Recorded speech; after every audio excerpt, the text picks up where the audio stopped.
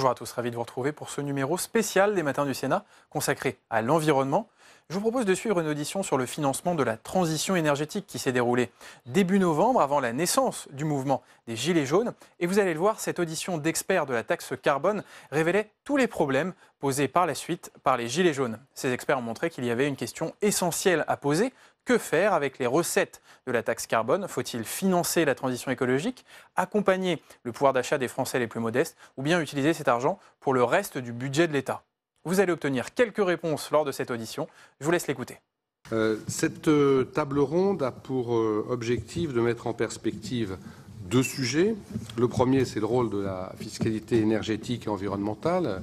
Bon, comme je l'indiquais à l'instant, nous avons parlé, avec la question notamment de savoir si il s'agit réellement d'un moyen pour faire évoluer les comportements ou s'il s'agit de faire ce que l'on peut appeler du greenwashing, c'est-à-dire, sous couvert de favoriser l'environnement, de faire rentrer des recettes supplémentaires dans les caisses de l'État, ce qui est le sentiment d'un certain nombre de Français aujourd'hui.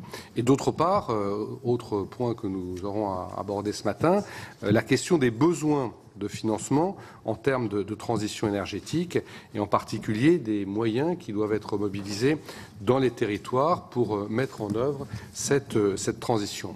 Et au croisement de ces deux questions se pose évidemment la question de savoir l'utilisation qui est faite des recettes de la fiscalité énergétique et environnementale, qui est une question très importante en ce moment, puisque nous le savons tous et nous le voyons tous, que le débat autour des sujets que je viens de rappeler est extrêmement prégnant, qu'il y a des mécontentements, je crois, d'un niveau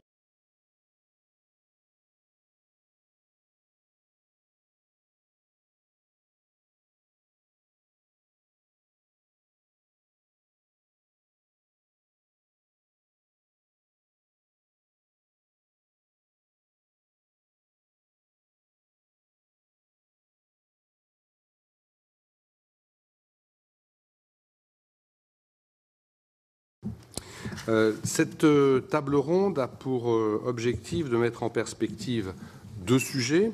Le premier, c'est le rôle de la fiscalité énergétique et environnementale. Bon, comme je l'indiquais à l'instant, nous avons parlé, avec la question notamment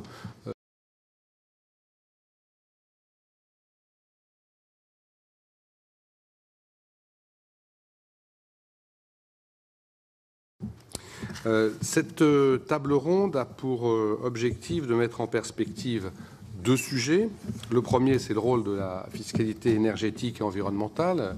Bon, comme je l'indiquais à l'instant, nous avons parlé, avec la question notamment de savoir si il s'agit réellement d'un moyen pour faire évoluer les comportements ou s'il s'agit de faire ce que l'on peut appeler du greenwashing, c'est-à-dire, sous couvert de favoriser l'environnement, de faire rentrer des recettes supplémentaires dans les caisses de l'État, ce qui est le sentiment d'un certain nombre de Français aujourd'hui.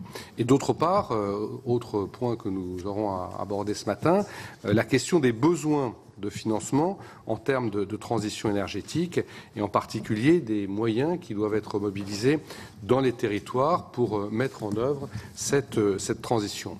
Et au croisement de ces deux questions se pose évidemment la question de savoir l'utilisation qui est faite des recettes de la fiscalité énergétique et environnementale, qui est une question très importante en ce moment, puisque nous le savons tous et nous le voyons tous, que le débat autour des sujets que je viens de rappeler est extrêmement prégnant, qu'il y a des mécontentements, je crois, d'un niveau assez exceptionnel et qui vont aller crescendo avec notamment un certain nombre de manifestations qui nous sont annoncées pour le 17 novembre. Et on sait que le phénomène risque de perdurer et même de s'amplifier, puisque, pour employer une expression un peu triviale, nous ne sommes pas au bout de nos peines en matière de fiscalité écologique et de taxe carbone, puisqu'il y a une trajectoire qui a été votée l'année dernière et qui prévoit que nous passions de 47,5 € 45,5 euros la tonne de CO2, la taxation de la tonne de CO2 l'année prochaine, en 2019, à 86,2 euros en 2022. Et je rappelle pour mémoire que nous étions à 7 euros en 2014. Donc c'est donc une trajectoire extrêmement forte. Quand on rajoute à cela le rapprochement progressif de la fiscalité applicable à l'essence et au diesel, c'est-à-dire le fait que la taxation sur le diesel augmente, comme le rappelait tout à l'heure notre rapporteur Jean-François Longeot, cela devrait représenter un montant de 15,4 milliards d'euros supplémentaires sur la période 2017-2022.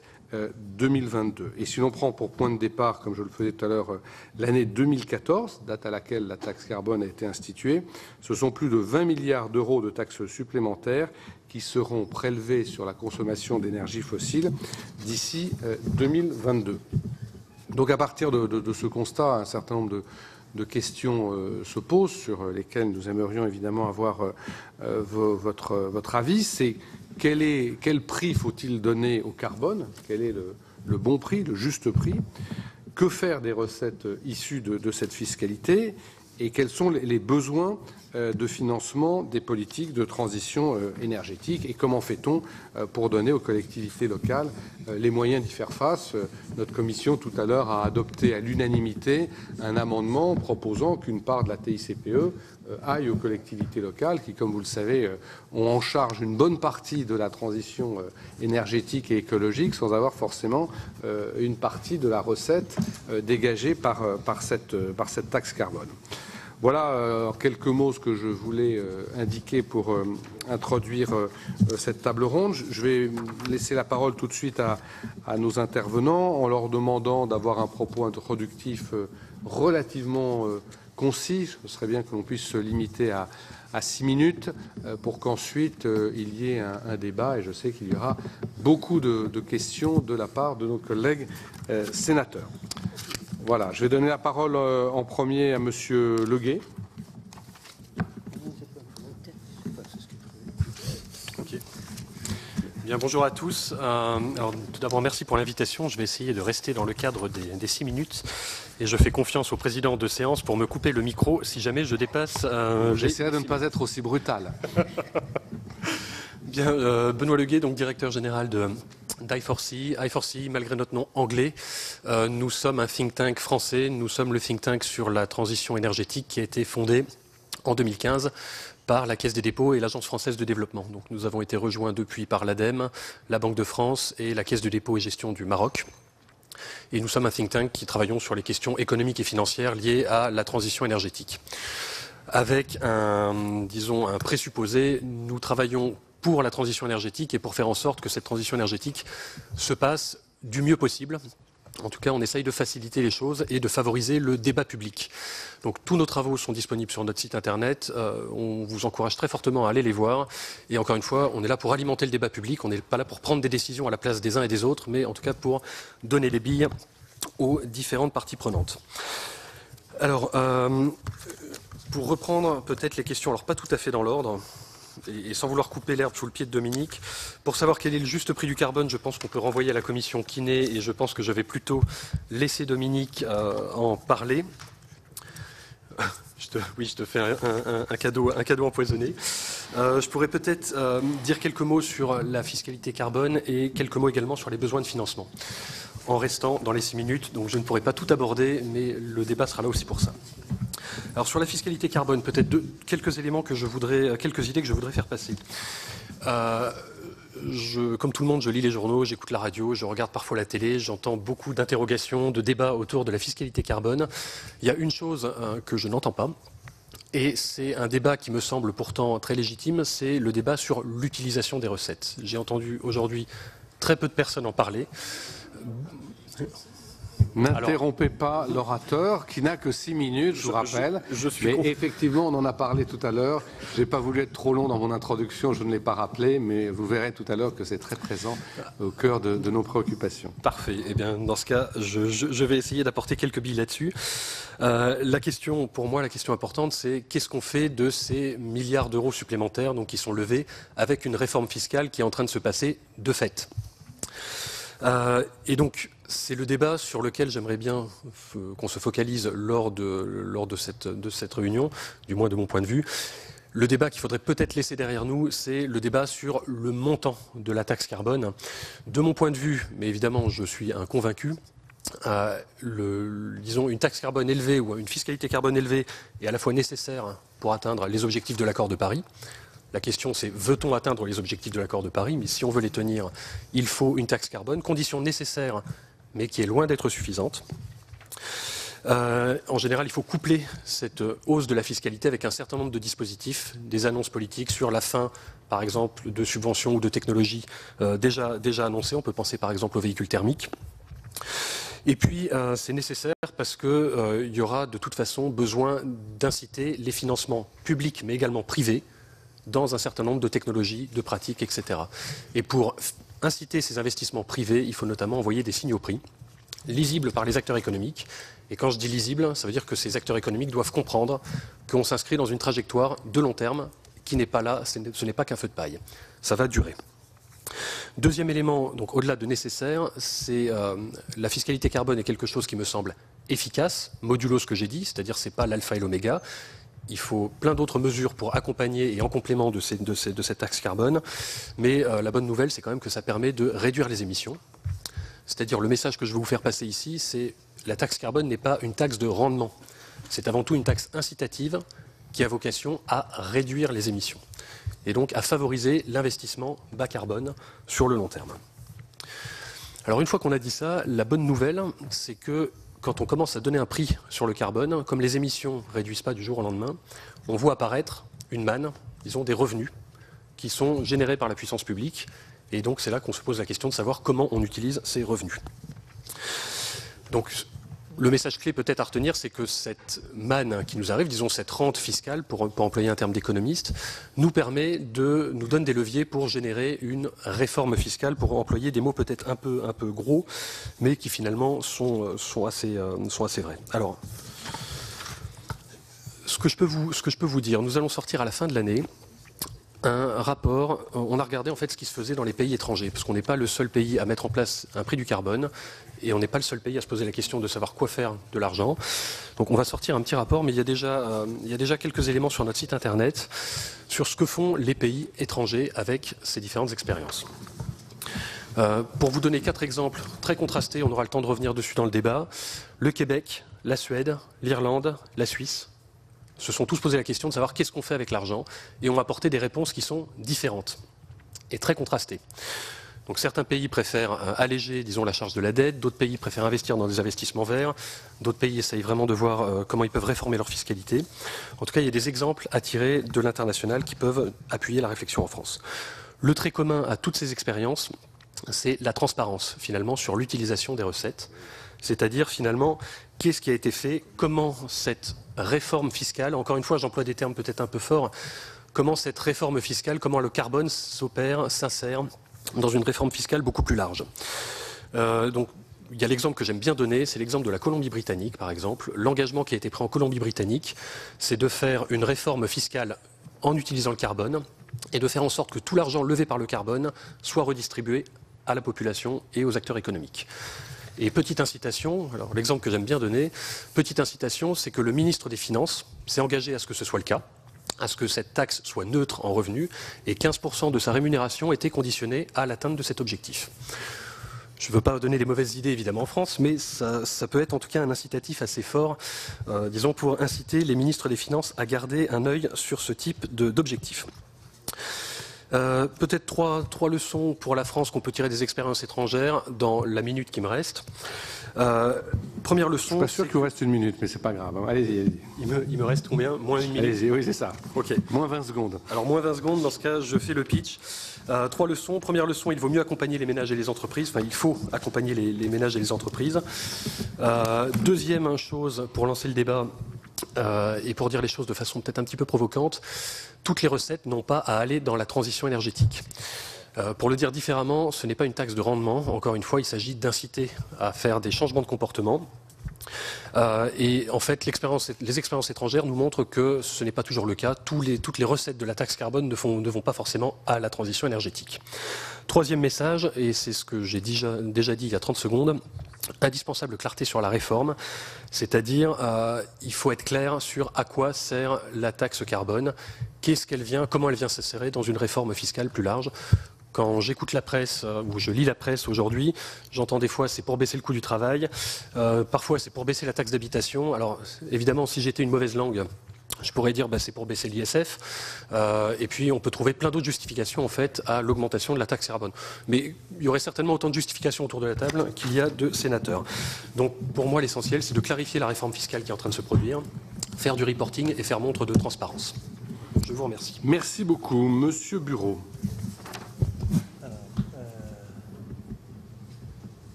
Voilà.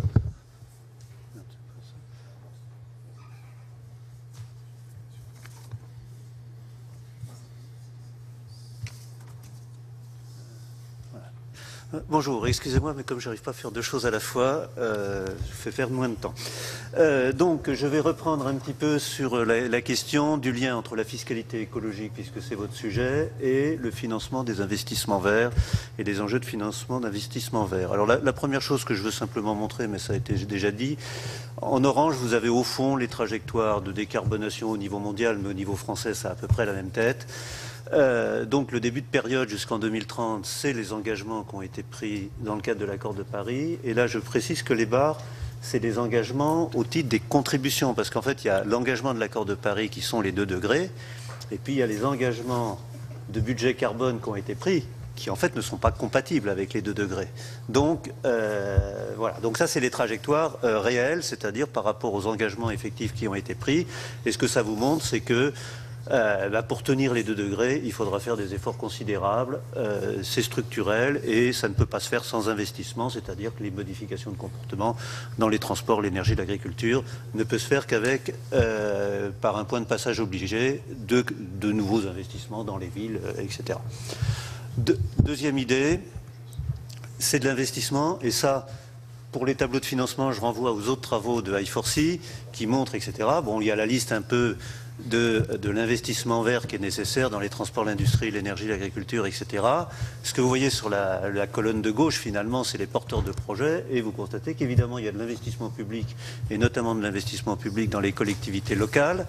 Mais les 2 gros paquets de la colonne de gauche en bas, c'est le fait que c'est des entreprises et les ménages, donc ce sont des acteurs privés. Donc la question, c'est comment fabriquer cet investissement qui va être fabriqué en fait par des acteurs privés. C'est pas de l'investissement public d'État et on n'est pas dans un programme a priori seulement de politique budgétaire. Donc, quel cadre pour avoir cet investissement privé, cette réorientation de l'investissement privé pour faire la transition énergétique? Et donc là, vous avez quelque chose qui est plus intéressant par rapport à notre objet, c'est le cadre qui a été défini par l'OCDE, cadre d'action pour l'investissement vert. Et donc, il y a un cadre en 5 parties. J'insisterai plutôt sur le point 2 et le point 3.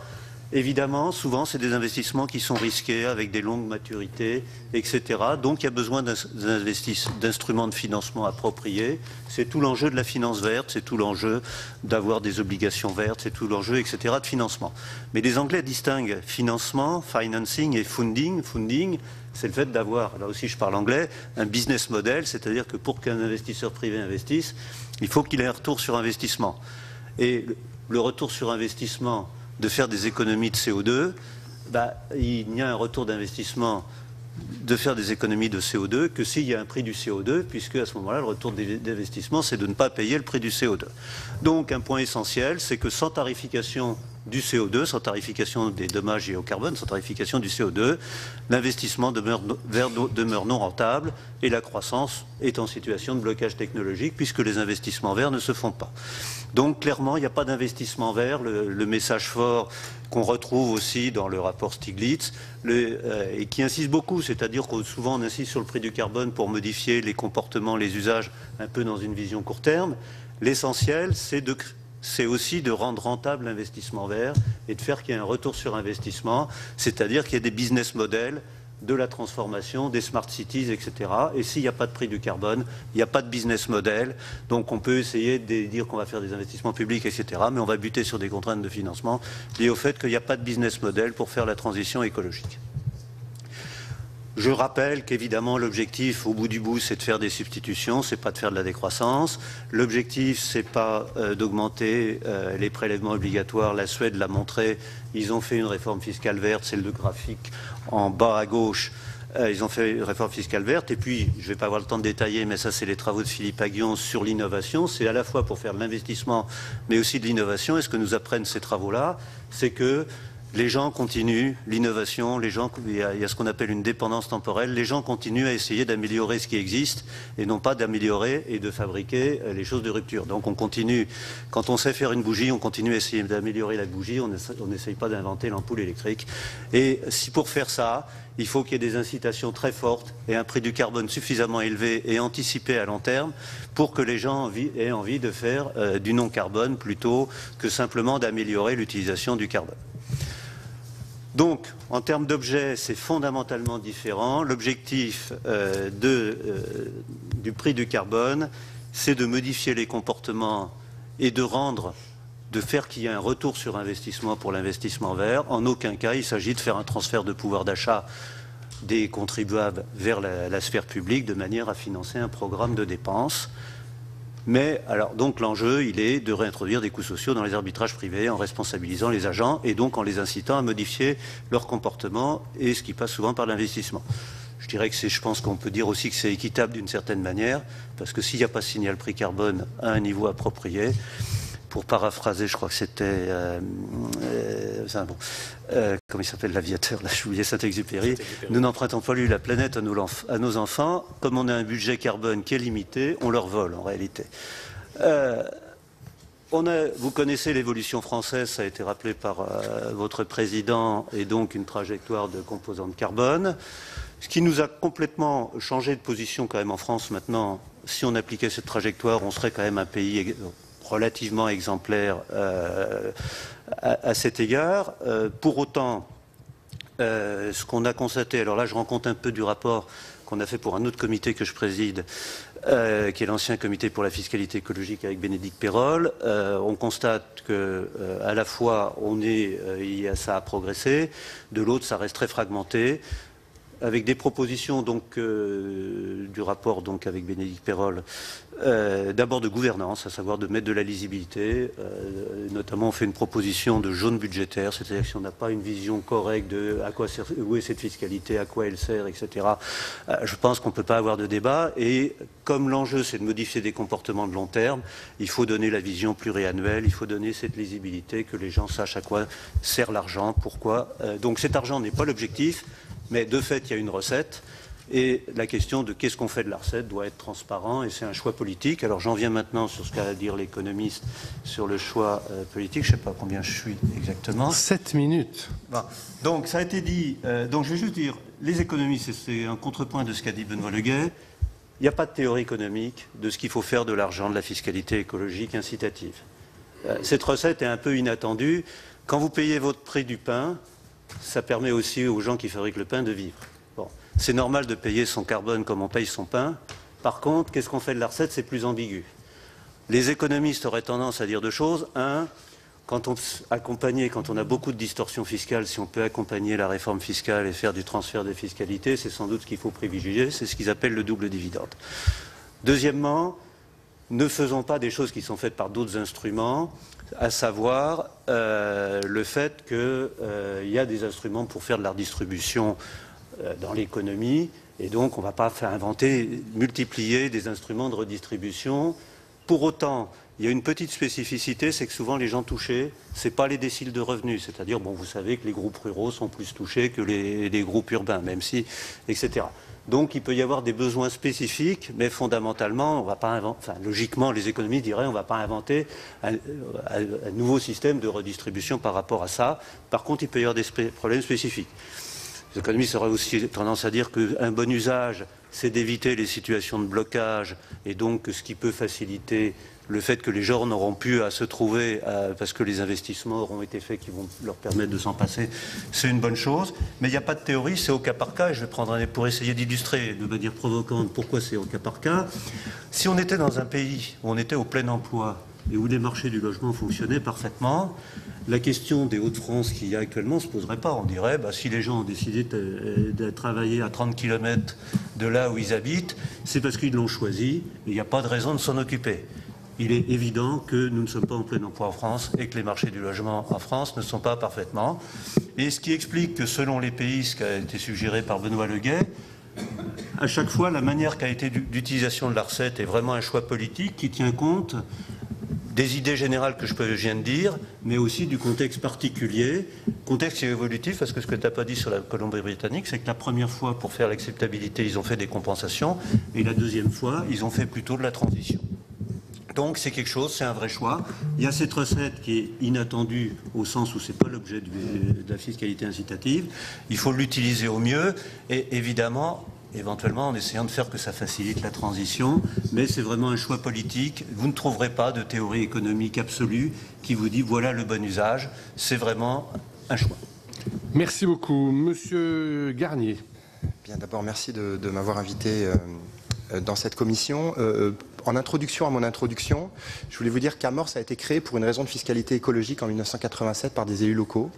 Et cette raison a été gagnée au Sénat 15 ans plus tard avec une TVA réduite sur les déchets et sur les réseaux de chaleur qui ont été obtenus au Sénat. Pour ceux qui s'en rappellent, amendement Michel Braille. Voilà, ça, un peu d'histoire. Deuxième anecdote. Je crois qu'on était un certain nombre, Dominique, peut-être pas Benoît, mais à la commission Rocard, ça ne nous rajeunit pas non plus. Je fais un peu d'histoire parce que c'est toujours intéressant de savoir d'où on vient sur un sujet comme ça. Et 99% du temps consacré à la commission Rocard était sur la trajectoire de prix. Et nous étions quelques-uns à évoquer la question de la redistribution. Et effectivement, la question était de savoir si l'affectation était un sujet essentiel ou pas. Et la réponse à l'époque de la commission Rocard a été relativement sibylline sur la question de l'affectation. D'accord ? Si on reprend maintenant un peu, Dominique, si on reprend un... Je disais à mon voisin que Fabienne Keller, qui était membre de la commission Rocard, dirait que l'essentiel de la discussion qu'il y avait eu dans la commission Rocard était déjà sur l'affectation des recettes. On pourra en discuter, mais en réalité... Laissez parler M. Garnier. Oui. Alors, non, d'une part, la question de l'affectation, elle a été traitée que sous l'angle du chèque vert, et on va revenir sur la question du chèque vert. Alors maintenant, reposons les principes. D'abord, la fiscalité écologique, aujourd'hui, personne ne conteste qu'elle a été mise en place pour atteindre un objectif environnemental. Désolé d'enfoncer cette première porte ouverte, mais dans le débat et dans le capharnaüm actuel, il faut rappeler que cette fiscalité écologique a été mise en place pour atteindre des objectifs environnementaux, en particulier la fiscalité carbone pour la lutte contre le changement climatique. Deuxièmement, cette fiscalité s'inscrit dans un panel de mesures qui ne sont pas que de la fiscalité et du financement, mais aussi des obligations, des interdictions, des accompagnements, etc. Et qu'il serait probablement dangereux de tout faire porter à la fiscalité écologique. Dit autrement, vous l'augmentez de plus en plus fort et un jour, la planète ira mieux. C'est un tout petit peu plus compliqué que ça, que de l'aborder sous cet angle-là. Troisième élément, cette fiscalité écologique, elle doit être effectivement, et la manière dont on l'utilise, doit faire l'objet d'un travail de comparaison des différents modes de financement. Et là, je tiens à partager quelque part la difficulté que vous devez avoir à comprendre le PLF. Nous, c'est un peu notre travail, mais c'est le vôtre aussi. On a énormément de mal à comprendre où sont les recettes, où sont les dépenses. D'ailleurs, la preuve, c'est qu'alors qu'on était en dehors de cette pièce, on a essayé de se mettre d'accord sur ce que générait la fiscalité carbone et qu'on a mis 5 minutes à retrouver les chiffres les uns et les autres pour tomber sur les mêmes. Sachez qu'à l'Assemblée, si vous pouvez éviter ce débat, il n'y avait pas 2 députés qui donnaient le même chiffre sur ce que rapporte la fiscalité carbone. Donc le chiffre que je vous propose, mais ça n'est qu'une proposition modeste, c'est cette année 8 milliards d'euros, l'année prochaine 10 milliards d'euros, 9,8 milliards d'euros. Voilà ce que va générer la composante carbone de la TICPE, puisque vous le savez, ce n'est pas une taxe carbone à proprement parler, c'est une de ses composantes. Et donc effectivement, l'un des sujets qui est à traiter, c'est de savoir si ces 10 milliards d'euros ont servi en tout ou partie à accompagner la transition énergétique, comme l'a dit M. Moret. Nous, notre conclusion aujourd'hui, pour nous, la réponse est non. Clairement non, puisque aujourd'hui, quand on regarde l'évolution des dispositifs d'accompagnement, que ce soit les grands dispositifs que vous connaissez, les CITE, les tarifs d'achat et compléments de rémunération, les éco-prêts, le fonds chaleur, etc., nous ne voyons pas d'évolution majeure, et en tout cas, je suis certain, je suis assez prudent sur un certain nombre de chiffres, je suis sûr qu'il n'y a pas 10 milliards d'euros de plus d'accompagnement de la transition énergétique. Je ne suis pas sûr qu'il y ait 1 milliard d'euros. Alors attention, puisqu'on parlait du PLF, aujourd'hui, il y a des objets dans ce PLF que j'appelle moi des ovnis, un truc qui s'appelle le CASTE, dont vous avez forcément entendu parler. Je dis ovni un peu pour provoquer, parce qu'en réalité, ce CASTE, on rêve tous qu'il présente l'état des recettes et l'état des dépenses de la transition écologique, et il ne le fait pas. Puisqu'en réalité, vous n'avez qu'une toute petite partie des affectations qui se jouent dans le CASTE, d'autres vont se jouer dans les missions écologie, qui sont plus bas dans le texte, et ensuite dans les missions écologiques, vous avez des programmes dans lesquels vous avez par exemple le budget de l'ADEME, dans lequel on vous dit, dans un certain nombre de documents, où est le fonds chaleur.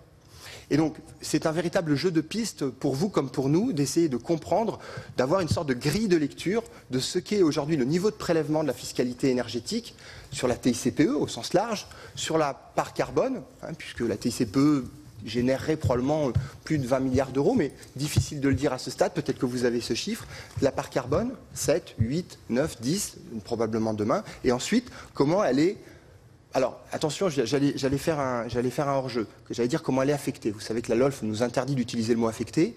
Par contre, personne ne nous interdit de comparer, j'utilise des mots, de comparer le niveau de prélèvement d'un côté et les mesures d'accompagnement ou le montant des mesures d'accompagnement de l'autre, et de regarder s'il y a une sorte de cohérence entre la dynamique de prélèvement qui est aujourd'hui très forte et la dynamique d'accompagnement qui aujourd'hui est à peu près stable, stagnante.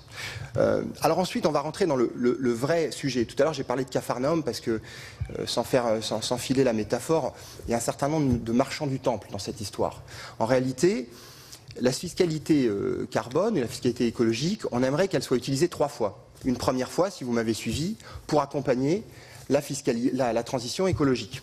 C'est bien. Mais d'autres marchands du temple aimeraient bien qu'elle assure surtout un rendement financier. Et d'ailleurs, c'est le débat aujourd'hui. Puis il y en a des troisièmes qui disent, attention, il faut que cette fiscalité carbone soit redistributive du point de vue social.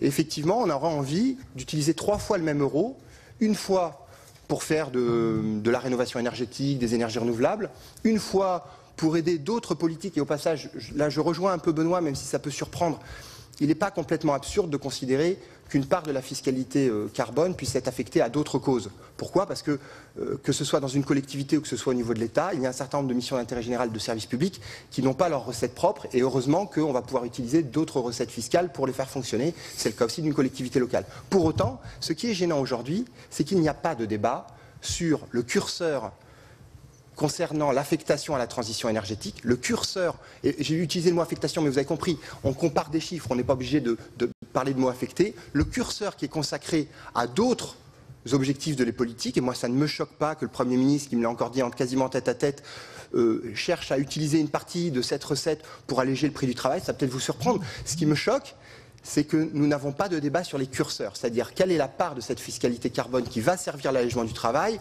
ou pas d'ailleurs, parce que vous dites allègement du travail, mais on pourrait dire aussi que ça paye complètement autre chose dans le budget général, puisqu'il n'y a pas de fléchage. Et puis enfin, en quoi il y a besoin de mécanismes de redistribution sociaux, en particulier par rapport à un certain nombre de captifs. Et là, je me permets de dire un mot sur le fait que j'ai trouvé les arguments autour du rural un peu caricaturaux. C'est-à-dire, on a dit à un moment donné, le captif c'est le rural. En fait non, le captif c'est un certain nombre d'habitants qui consomment de l'énergie pour se transporter ou pour se chauffer, et qui ne peuvent pas changer de solution, sauf à des tarifs rédhibitoires au regard de leur pouvoir d'achat, reparlons du pouvoir d'achat. Et je crois que c'est important, je sais qu'on est dans une instance, et Amor c'est quand même, représente beaucoup le monde rural, mais je crois que ça serait dommage d'opposer le monde rural et le monde urbain. Il y a aussi des captifs en monde urbain dans cette histoire. Vous vous trouvez dans les UP avec des factures de chauffage énormes, avec l'absence de transport en commun. Donc les captifs sont partout. Les captifs sont partout. Et ensuite, le débat, c'est effectivement de savoir comment on accompagne mieux les captifs. Et là encore, l'idée du chèque qui a été mise sur plusieurs formes pose un peu question, parce qu'il y a un risque que ce chèque soit un peu un pansement sur une jambe de bois. Imaginez que le chèque énergie demain augmente de 50 €. Vous savez quelle est la facture moyenne d'un Français aujourd'hui en termes de chauffage ? c'est 1 000 €. D'accord? Qui sera crédible, que l'on soit dans le gouvernement ou dans l'opposition, en disant nous avons augmenté de 50 € pour les moins riches d'entre nous? Personne. Le sujet, c'est la rénovation énergétique, c'est la précarité énergétique. Vous savez qu'aujourd'hui, on vous parle souvent des objectifs de la loi TECV, donc vous savez tous qu'on a décroché d'à peu près tous les objectifs. Il y a un objectif, on n'a pas décroché, on n'est pas sur la bonne tendance. C'est un amendement qui a été voté au Sénat, qui est un objectif de baisse de 15% des précaires énergétiques d'ici 2020. Nous sommes en augmentation de 0,5 cette année. C'est-à-dire que non seulement nous n'sommes pas sur la bonne tendance, on est sur une augmentation, là on devrait avoir une vision. Personne ne traite véritablement la question de la précarité énergétique dans ce pays. La plupart des dispositifs que nous avons inventés, je dis nous parce que j'en ai fait partie, sont des dispositifs de compensation de la précarité énergétique. Dit autrement, vous ne pouvez pas payer CCAS, vous ne pouvez pas payer FSL, vous ne pouvez pas payer chèque énergie tarif d'achat. En réalité, à chaque fois, vous vous donnez de l'argent, mais vous laissez la personne dans la même situation. Donc, l'un des enjeux, si quelque part il y a un problème de captivité de gens à faible revenu, c'est de financer la lutte contre la précarité énergétique. C'est de financer, et la précarité énergétique, elle concerne aussi la voiture, hein, ça n'est pas que le logement. Donc l'enjeu aujourd'hui, c'est de redonner un corps politique à cette fiscalité écologique. Le projet de la fiscalité écologique, c'était effectivement un projet environnemental tout en tenant compte des contraintes financières de l'État et sociales des populations. Si on ne replace pas ça dans un projet politique, on en fait une taxe bête et méchante. On en fait une taxe bête et méchante. Et vous savez ce qui se passe quand il y a une taxe qui est bête et méchante? On appelle ça les bonnets rouges. Maintenant, ça s'appelle. On va arriver à là. Et donc, on est à un tournant. Et là, le Sénat a un rôle à jouer. Soit la suite de l'histoire, c'est un rejet de la fiscalité écologique. Et je crois, elle a été votée par la plupart des groupes. La fiscalité écologique est un bon outil. La fiscalité écologique est un outil efficace, à condition qu'elle porte des principes fondamentaux partagés. Effectivement, d'abord, elle est là pour atteindre des objectifs environnementaux. Ensuite, elle est là pour traiter la question des plus pauvres et des plus démunis et des plus captifs. Et enfin, on peut envisager, moi ça ne me choque pas, qu'une partie des recettes, à un moment donné, soit affectée à d'autres causes. Mais dans un troisième temps, pas dans un premier temps, comme ça nous est proposé aujourd'hui. Donc, et en transparence. Donc voilà le message que moi je veux faire passer. Ensuite, les amendements, je viens d'apprendre que vous venez de voter la proposition qui a été faite par Amorce, que nous portons depuis 17 ans. À savoir que, attention, je lance la palissade, toute consommation d'énergie est faite sur un territoire, toute émission de gaz à effet de serre est faite sur un territoire, toute baisse de la consommation sera faite sur un territoire, toute baisse des émissions de gaz à effet de serre sera faite sur un territoire. Pourquoi la fiscalité écologique est purement nationale et affectée à des causes nationales? Il est temps de dire, on ne demande pas un cadeau à l'État, on demande un juste retour d'une composante territoriale qui est intrinsèque à la consommation d'énergie. C'est notre fiscalité carbone. C'est notre fiscalité carbone, donc merci de l'avoir voté en commission. La route est longue, hein. C'est-à-dire commission finance et ensuite le grand débat que vous aurez peut-être en commission mixte paritaire parce que le gouvernement va bouger. Sur ce sujet, j'appelle à votre attention sur un léger chose-trappe et je terminerai là. Attention à ce qu'effectivement cette contribution climat ne vienne pas juste en compensation de la disparition de la TH. Parce que sinon, il n'y aura pas 1 € de plus pour la transition énergétique. La TH sert à autre chose. D'accord? Donc, surtout, ne pas rentrer dans ce chose-trappe où finalement, on nous dira, on vous a donné l'argent, mais on vous l'a donné en compensation de quelque chose qu'on vous a enlevé, il n'y aura pas plus d'argent. Merci beaucoup. Pour mémoire, ce dispositif a déjà été voté par le Sénat l'année dernière et n'a pas été repris à l'Assemblée nationale. Et à l'époque, le gouvernement nous avait dit qu'il réfléchissait en vue de proposer des solutions. Mais un an s'est passé et rien n'est venu du côté du gouvernement. Donc nous reprenons cette initiative parce que, effectivement, on a eu l'occasion de le dire à plusieurs reprises dans cette commission. Les collectivités ont un rôle éminent à jouer en matière de transition écologique. L'État partage la responsabilité de la transition écologique avec les collectivités. La moindre des choses, c'est qu'ils partagent également la recette et surtout le surplus de recettes qui est généré chaque année par la taxe carbone selon la trajectoire que nous rappelions tout à l'heure. Je vais tout de suite donner la parole à mes différents collègues qui ont souhaité s'exprimer. Juste un mot pour dire que ce que je retiens de vos interventions, c'est que de toute évidence, il y a besoin d'une transparence, vous êtes tous d'accord là-dessus, et qu'aujourd'hui, cette transparence n'est pas au rendez-vous. Et le deuxième point, qui est peut-être même le plus important, c'est que, comme son nom l'indique, ou le laisse à penser, la transition écologique, elle devrait être au moins principalement, si ce n'est uniquement, destinée à financer des actions permettant cette transition écologique. Et là aussi, vous êtes d'accord pour dire qu'aujourd'hui, ça n'est pas le cas, loin de là. Voilà, je ne veux pas intervenir plus longuement parce qu'il y a beaucoup de collègues qui souhaitent s'exprimer. Donc, je donne tout de suite la parole à Madame Tocqueville. Merci, Monsieur le Président. Évidemment, ces exposés sont particulièrement intéressants. Je dois juste, avant de poser ma question, faire une remarque à Monsieur Bureau. Je pense que les gens qui habitent à 30 km des centres urbains n'ont pas forcément choisi d'y aller, mais souvent c'est une contrainte parce que le foncier y est moins cher, parce que s'ils avaient d'autres possibilités, ils habiteraient plus près de leur lieu de travail. Voilà.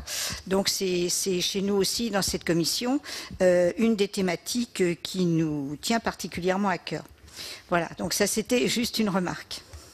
Allez-y, puis une je réponds parce que c'est un malentendu. C'est exactement ce que j'ai voulu dire. C'est-à-dire que j'ai voulu dire, dans un monde qui ne serait pas le monde français, où on serait au plein emploi, où on n'aurait pas de contraintes pour déménager, etc., trouver un logement, etc., on n'aurait pas à se poser cette question. Mais ce que j'ai voulu dire, c'est qu'en France, cette question est hyper légitime. Je ne sais pas comment le dire, parce que la réalité... Aujourd'hui, ce n'est pas un choix de décider de travailler à plus de 30 km de chez soi. Mais on est tous d'accord là-dessus. La réalité est ce que vous dites. On est d'accord. Madame Tocqueville, posez votre question. Oui, voilà, merci. Donc vous avez mentionné l'innovation comme nécessaire, précisément pour améliorer ce qui existe. Donc cela passe par, me semble-t-il aussi, le financement de la recherche. En effet, ce sont les acteurs de la recherche qui, en amont, ont pour mission d'anticiper les problématiques, des problématiques auxquelles nous sommes brutalement confrontés aujourd'hui, mais qui nous étaient quand même annoncées depuis des décennies par les spécialistes de l'environnement. Aujourd'hui, l'ANCRE, qui est l'Alliance nationale de coordination de la recherche pour l'énergie, a pour donc objectif de renforcer l'efficacité, le rayonnement, la valorisation de la recherche publique en assurant donc cette bonne coordination de la programmation scientifique. Cette recherche française fondamentale et d'excellence. Ma question est la suivante. Est-il envisagé, ou sinon serait-il judicieux d'envisager, d'affecter à la recherche une part des recettes dues à la fiscalité carbone? Merci beaucoup, Monsieur Gold. Merci, Monsieur le Président. Merci aux différents intervenants pour les présentations. Moi, je ne vais pas parler d'affectation, mais je vais plutôt parler d'exonération. Alors, plusieurs secteurs ou activités sont exonérés de la contribution climat-énergie. Les exonérations sont d'ailleurs partielles ou totales. Et si certaines sont rendues obligatoires par une directive européenne, la plupart sont définies à l'échelle nationale, souvent sous des pressions corporatistes. Ce système d'exonération crée une impression d'injustice et un manque d'adhésion des acteurs, notamment de ceux qui sont exclus de ces exonérations. Je m'interroge donc sur ce système d'exonération et s'il est le meilleur signal envoyé en matière de transition énergétique et s'il est opportun en matière de lisibilité et de nécessaire pédagogie qui doit accompagner les modifications de nos pratiques. Moi, j'aimerais vous entendre sur des précisions, puisque c'est un sujet que vous avez déjà abordé, sur les arguments en faveur de ces exonérations et si une taxation complète, mais avec des mesures d'accompagnement ou de redistribution pour certains acteurs ou activités plus fragiles, ne serait pas plus adaptée. Merci beaucoup. Madame Préville. Merci, Monsieur le Président. Merci, messieurs, pour vos exposés. Alors moi, je voulais revenir sur ce que vous nous avez expliqué, c'est-à-dire que, d'accord, pour la transparence, la justice et l'efficacité des mesures à prendre, effectivement, j'en suis persuadée, c'est un problème politique, parce que je suis très dubitative sur les investissements privés, sur les initiatives qui vont être prises. Et je me demande si on a le temps d'attendre que se mette en place ce genre de choses. Pour moi, il y a des mesures radicales à prendre. Donc, ce qui m'intéresserait, ce serait de connaître un petit peu plus les initiatives étrangères qui ont été prises. Et puis, notamment sur le constat que vous avez fait sur l'augmentation de la précarité énergétique, pour signaler que dans mon département, je suis du même département que Gérard Miquel. Je sais, parce que je les côtoie, qu'il y a des gens qui ne se chauffent plus du tout chez nous. Donc voilà le problème. Il n'y a pas que le coût, il y a aussi l'histoire. Il y a quand même, les pompiers m'avaient raconté à Soussérac qu'ils avaient découvert une vieille dame chez elle et visiblement était tombée inanimée, mais visiblement il n'y avait pas de chauffage chez elle l'hiver. Donc voilà la problématique beaucoup plus large. Voilà, donc merci. Merci, Monsieur Chevrollier.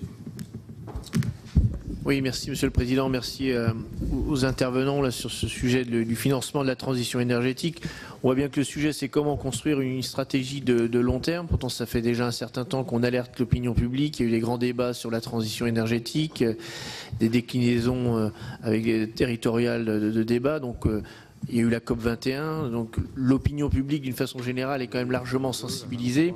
Mais après, on voit que il faut le faire, mais comment on le fait et les gens peuvent-ils accepter de faire ces changements. Donc on voit que entre la nécessité d'avoir d'un côté une progressivité, mais on voit que là c'est ressenti comme une brutalité, la question aussi du consentement à l'impôt et de l'acceptabilité des augmentations, la question elle reste complètement posée et on voit qu'aujourd'hui l'impact pour le pouvoir d'achat est réel et malgré des efforts de pédagogie, ça c'est la réalité qui est ressentie par nos concitoyens. Donc on voit bien qu'il y a encore fort à faire. L'autre point que je voulais évoquer avec vous, c'est sur le financement de la transition énergétique et la nécessité d'avoir une convergence aussi européenne. Parce que là, on le voit avec l'augmentation de la fiscalité sur le carburant en France, dans les zones frontalières, et elles sont nombreuses, il y a des déplacements parce que la réalité, c'est qu'en 2019, le litre de gazole français, il sera vendu beaucoup plus cher, on évalue à 30 centimes de plus par rapport à l'Espagne, 24 centimes de plus par rapport à l'Allemagne et 16 centimes de plus par rapport au Luxembourg. Donc on voit bien la difficulté que se pose cette absence de convergence européenne sur cette fiscalité écologique. Voilà, je vous remercie. Merci beaucoup. Monsieur Marchand. Oui, merci Monsieur le Président et merci aux intervenants pour cette présentation. Au-delà de la question de la fiscalité écologique, j'ai bien compris effectivement qu'il y avait des efforts de nécessité de pédagogie écologique et de pédagogie budgétaire.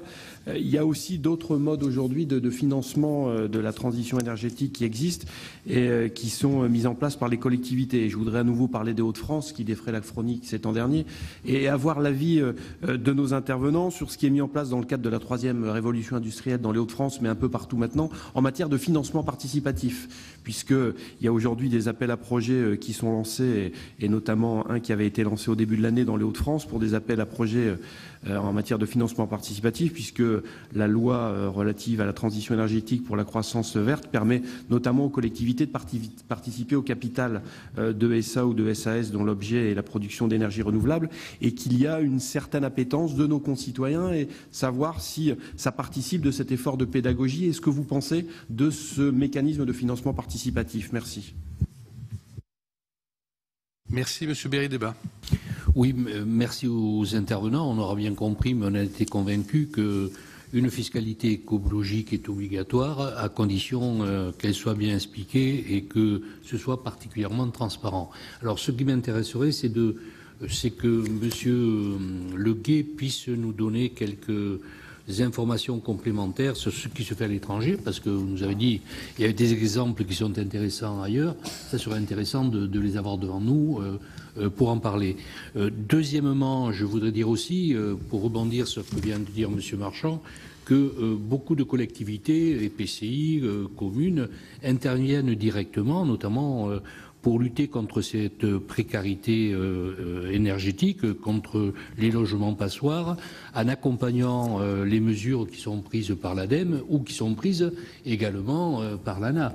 Beaucoup utilisent leurs propres moyens prélevés sur le budget communal ou intercommunal pour accompagner ces mesures-là. Donc, d'une certaine façon, au niveau des territoires, il y a des actions qui sont menées et ce qui nécessite encore plus le fait qu'on puisse retrouver à l'échelle des territoires, partager une part de TJP, comme on l'a fait tout à l'heure au niveau de l'amendement qui a été proposé. Merci beaucoup, Madame Bory. Oui, merci Monsieur le Président et merci aux intervenants pour ces présentations extrêmement intéressantes. Alors oui, en effet, j'ai, comme nombre de mes collègues, le sentiment que la fiscalité appliquée est plutôt une réponse à une urgence dans le sens où la France peut être traitée de mauvais élèves sur certains éléments. Donc, mauvais élève dit une réponse immédiate avec une fiscalité, une mise en place de fiscalité telle que nous la voyons. Moi, je reviendrai sur cet élément qui est partagé par tous, que la fiscalité doit être effectivement incitative, transparente et permettre davantage le choix et non pas imposer à tous les citoyens cette fiscalité difficile à accepter. Vous aviez évoqué tout à l'heure l'achat du pain. Et je pense que simplement l'acquisition du pain va devenir plus compliquée pour grand nombre de personnes, dans le sens où il risque lui-même de voir son prix augmenter parce qu'il doit être livré. Il doit être fabriqué aussi avec des réseaux de chaleur qui vont subir aussi cette augmentation. Donc l'impact aussi va être peut-être sur l'ensemble des paniers qui composent l'inflation, c'est d'avoir une augmentation de prix. Et je ne sais pas si le gouvernement a bien pris conscience de la mise en place de cette fiscalité. Et je voudrais revenir sur les propositions que vous pourriez faire en la matière. Il y a effectivement des fiscalités écologiques qui ont été prises et bien acceptées, comme par exemple le bonus-malus. Le bonus-malus, me semble-t-il, n'a jamais fait débat, en tout cas de manière forte. Et je pense est une fiscalité qui est beaucoup plus acceptée. Est-ce que, selon vous, on pourrait peut-être généraliser ce type de bonus-malus qui a l'intérêt, en plus, de suivre l'évolution technologique? On le voit sur les produits de bonus-malus sur les véhicules. On incite au fur et à mesure davantage de malus sur les produits fortement, les véhicules fortement consommateurs d'énergie fossile, et on oriente au fur et à mesure vers un bonus, vers soit le véhicule électrique, avec un dégagement de CO2 de plus en plus faible. Donc c'est une fiscalité qui a l'avantage de suivre l'évolution technologique. Est-ce que nous pourrions donc généraliser ce type de fiscalité vers, par exemple, les chaudières, les techniques d'isolation de façade, d'une manière générale, tous les réseaux de chaleur ou les produits fortement consommateurs de produits fossiles? Merci beaucoup. Monsieur Gontard. Oui, merci Monsieur le Président. Merci pour les différents exposés.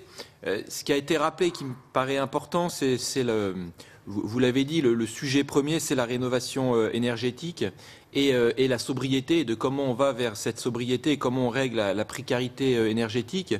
Et il me semble que, et ça a été rappelé par nombreux interlocuteurs, les territoires sont au cœur de cette transition énergétique. Et il me semble qu'il y avait des programmes TEPCV, TEPOS qui avaient été mis en place, qui me paraissaient particulièrement pertinents et intéressants, qui ont vraiment développé dans les territoires des plateformes de rénovation énergétique, ont vraiment une action importante. Je veux dire, si on peut parfois se demander où va l'argent, là je pense qu'on savait réellement où allait l'argent. Et c'est vrai qu'avec, en tout cas l'arrêt, en tout cas pas d'autres programmes qui sont en place. Alors il y a le programme CTE, mais qu'on a des contours encore, je dirais, mal définis. Avoir votre avis justement sur l'intérêt de ces programmes, parce que moi ce qui m'inquiète, c'est qu'on a beaucoup de territoires qui ont mis en place des plateformes de rénovation qui fonctionnent très bien, mais avec un besoin de financement et un arrêt de ces financements qui vont arriver. Donc voilà, avoir votre avis là-dessus. Merci. Merci Madame Lanfranchi. Merci Monsieur le Président de me donner la parole. Merci pour les intervenants. Et moi, je reviendrai sur ce qu'a dit le délégué général d'Amor. C'est sa présentation très intéressante. Il a parlé de captifs et je voudrais parler au nom des ménages qui sont à faible revenu, qui ont moins de dépenses d'énergie que les ménages aisés, mais ça pèse évidemment plus fortement dans leur budget. Alors la compensation qui va leur être donnée semble insuffisante, en sachant que ces ménages sont aussi en précarité pour l'habillement, le logement, etc., pour toutes les actions de la vie. Est-ce que c'est pas une hypocrisie, ce montant du chèque énergie, et est-ce qu'on ne doit pas traiter ce problème avec de façon plus importante et en faire une vraie politique sociale? Et puis, je voulais dire aussi que pour la précarité énergétique, moi j'ai été maire d'une ville et présidente d'une communauté de communes. Effectivement, nous sommes très actifs sur le territoire dans ces cas-là, mais on est toujours heurtés et les captifs sont toujours les ménages à faible revenu, puisqu'ils ne peuvent pas fournir même le solde du montant des travaux après subvention. Il y a des mécanismes qui sont possibles au travers d'organismes, mais c'est très long, c'est une sorte de contrat moral. On rencontre de la frilosité, si j'ose dire, pour la précarité énergétique.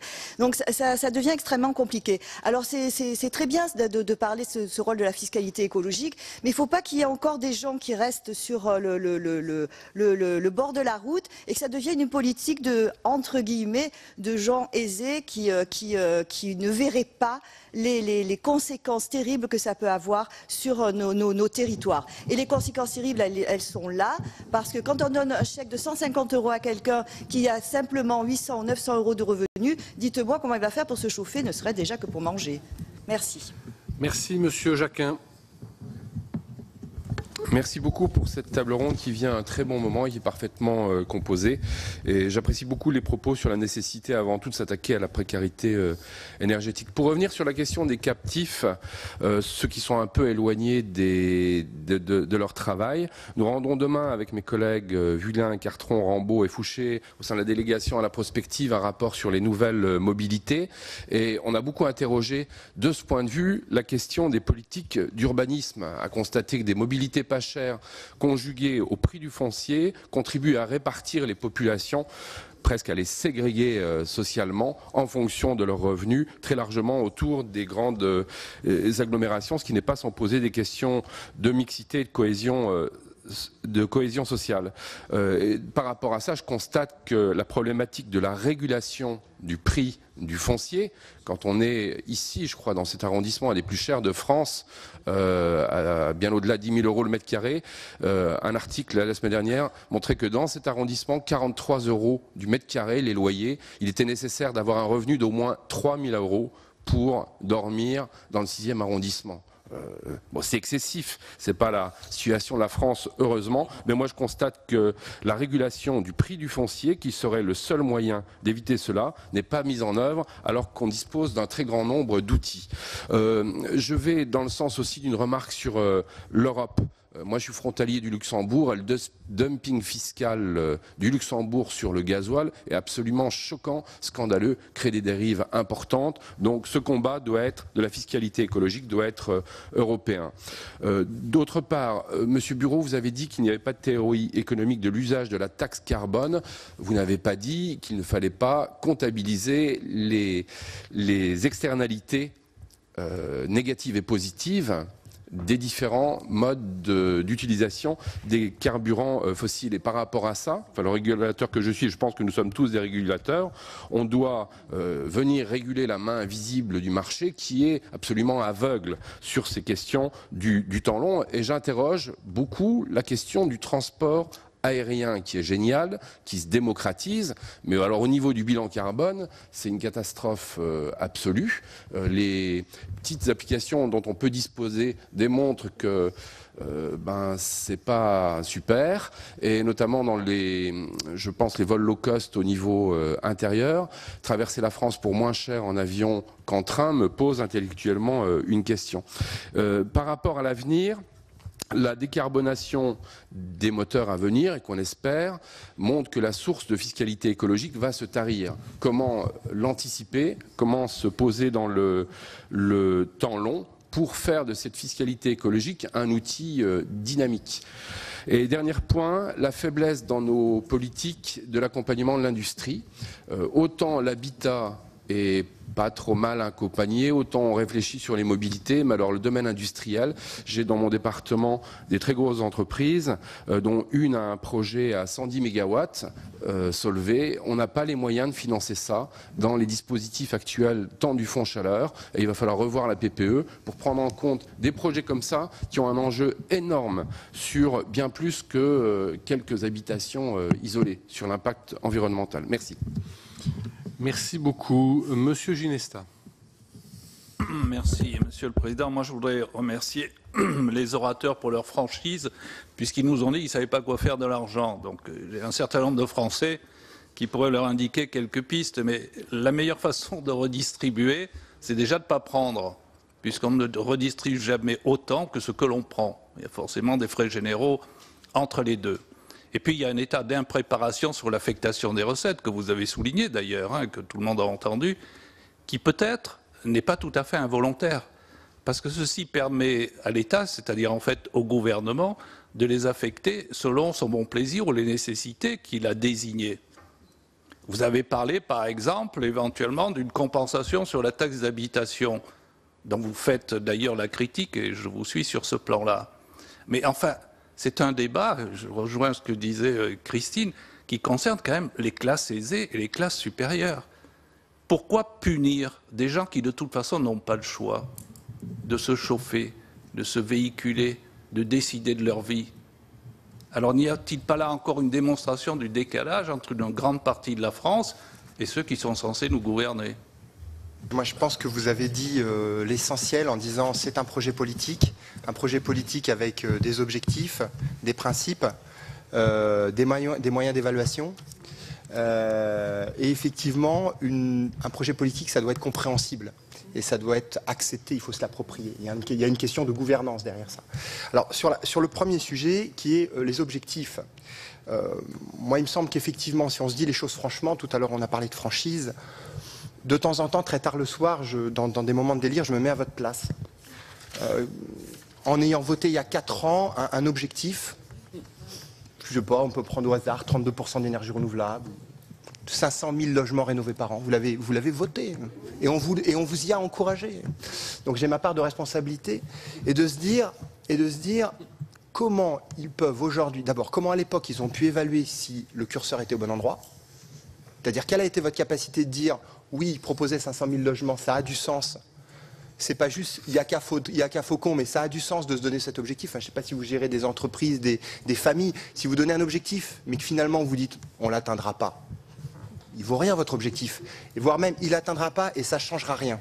Puisque même en cas de non-atteinte, il ne se passera rien. Regardez, par exemple, les collectivités vont avoir un contrat avec le gouvernement, 1,2%. Il se passe des choses quand on n'atteint pas le 1,2,1. Si on ne l'a pas compris, on va vite le comprendre. Là, il y a des objectifs, il ne se passe rien. Donc, il y a un enjeu autour de la gouvernance de l'objectif qui est-il bien établi? Quelles sont vos capacités, à vous parlementaires, de vous dire si les mesures qui sont proposées derrière l'objectif vont permettre d'atteindre l'objectif? Auquel cas, vous ne le votez pas parce qu'il n'est pas crédible. Et ensuite, qu'est-ce qui se passe si l'objectif n'est pas atteint? Et je trouve que régulièrement dans la loi, on ne dit pas qu'est-ce qui se passe si l'objectif n'est pas atteint. Et si vous faites du management, si on dit à un salarié qu'est-ce qui se passe si tu n'atteins pas ton objectif? Rien. Bon, c'est compliqué. Premier sujet. Deuxième sujet, la transparence. Donc là, je rejoins ce qui a été dit tout à l'heure. Le PLF en l'état actuel est incompréhensible. Il faut peut-être la piste la plus intéressante. Alors, là aussi, dans des moments de délire, on en a décidément beaucoup. On s'est dit pourquoi pas une loi de finances de la transition écologique, un peu sur le modèle de la loi de finances de la sécurité sociale. Bon, je remballe cette proposition parce qu'elle est. Alors là, ça nous oblige à faire un congrès, je crois. Mais sinon, l'idée qu'effectivement le CAS soit un vrai CAS avec l'ensemble des recettes et l'ensemble des dépenses. Au passage, je suis obligé de dire un mot sur la TGAP qu'on n'a pas évoqué, mais le sujet est exactement le même sur la TGAP déchets. La TGAP déchets est un instrument budgétaire aujourd'hui, n'est absolument pas un instrument écologique. On va taxer en bout de chaîne des collectivités sur des déchets qui ne sont pas recyclables parce que des metteurs sur le marché mettent sur le marché des déchets qui ne se recyclent pas. Quel sens ça a, à part la captivité qui est là, la collectivité, qui ensuite va le répercuter sur l'atome? Aucun intérêt, sauf pour Bercy. À la fin, vous avez des déchets en décharge puisqu'ils ne sont toujours pas recyclables et ils rapporteront de plus en plus puisque la TGAP va monter. On est dans le même cas, d'accord? Donc, la transparence, ça consiste à dire quelles sont les recettes. Il y a un mot qu'on n'a pas dit et qu'effectivement, c'est taxe-t-on la bonne personne et au bon niveau? Taxe-t-on la bonne personne? C'est-à-dire, est-ce que ça a du sens de taxer le ménage quand on nous propose des voitures qui font tous, depuis 20 ans, 9 litres au 100, 8 litres au 100? Ben, je veux bien qu'on enlève le diesel, ça fera toujours 7 litres au 100. Voilà. Est-ce qu'on taxe la bonne personne? Est-ce qu'on le taxe au bon niveau, sachant qu'aujourd'hui la taxation est aveugle au regard des revenus, par exemple, et effectivement de la situation...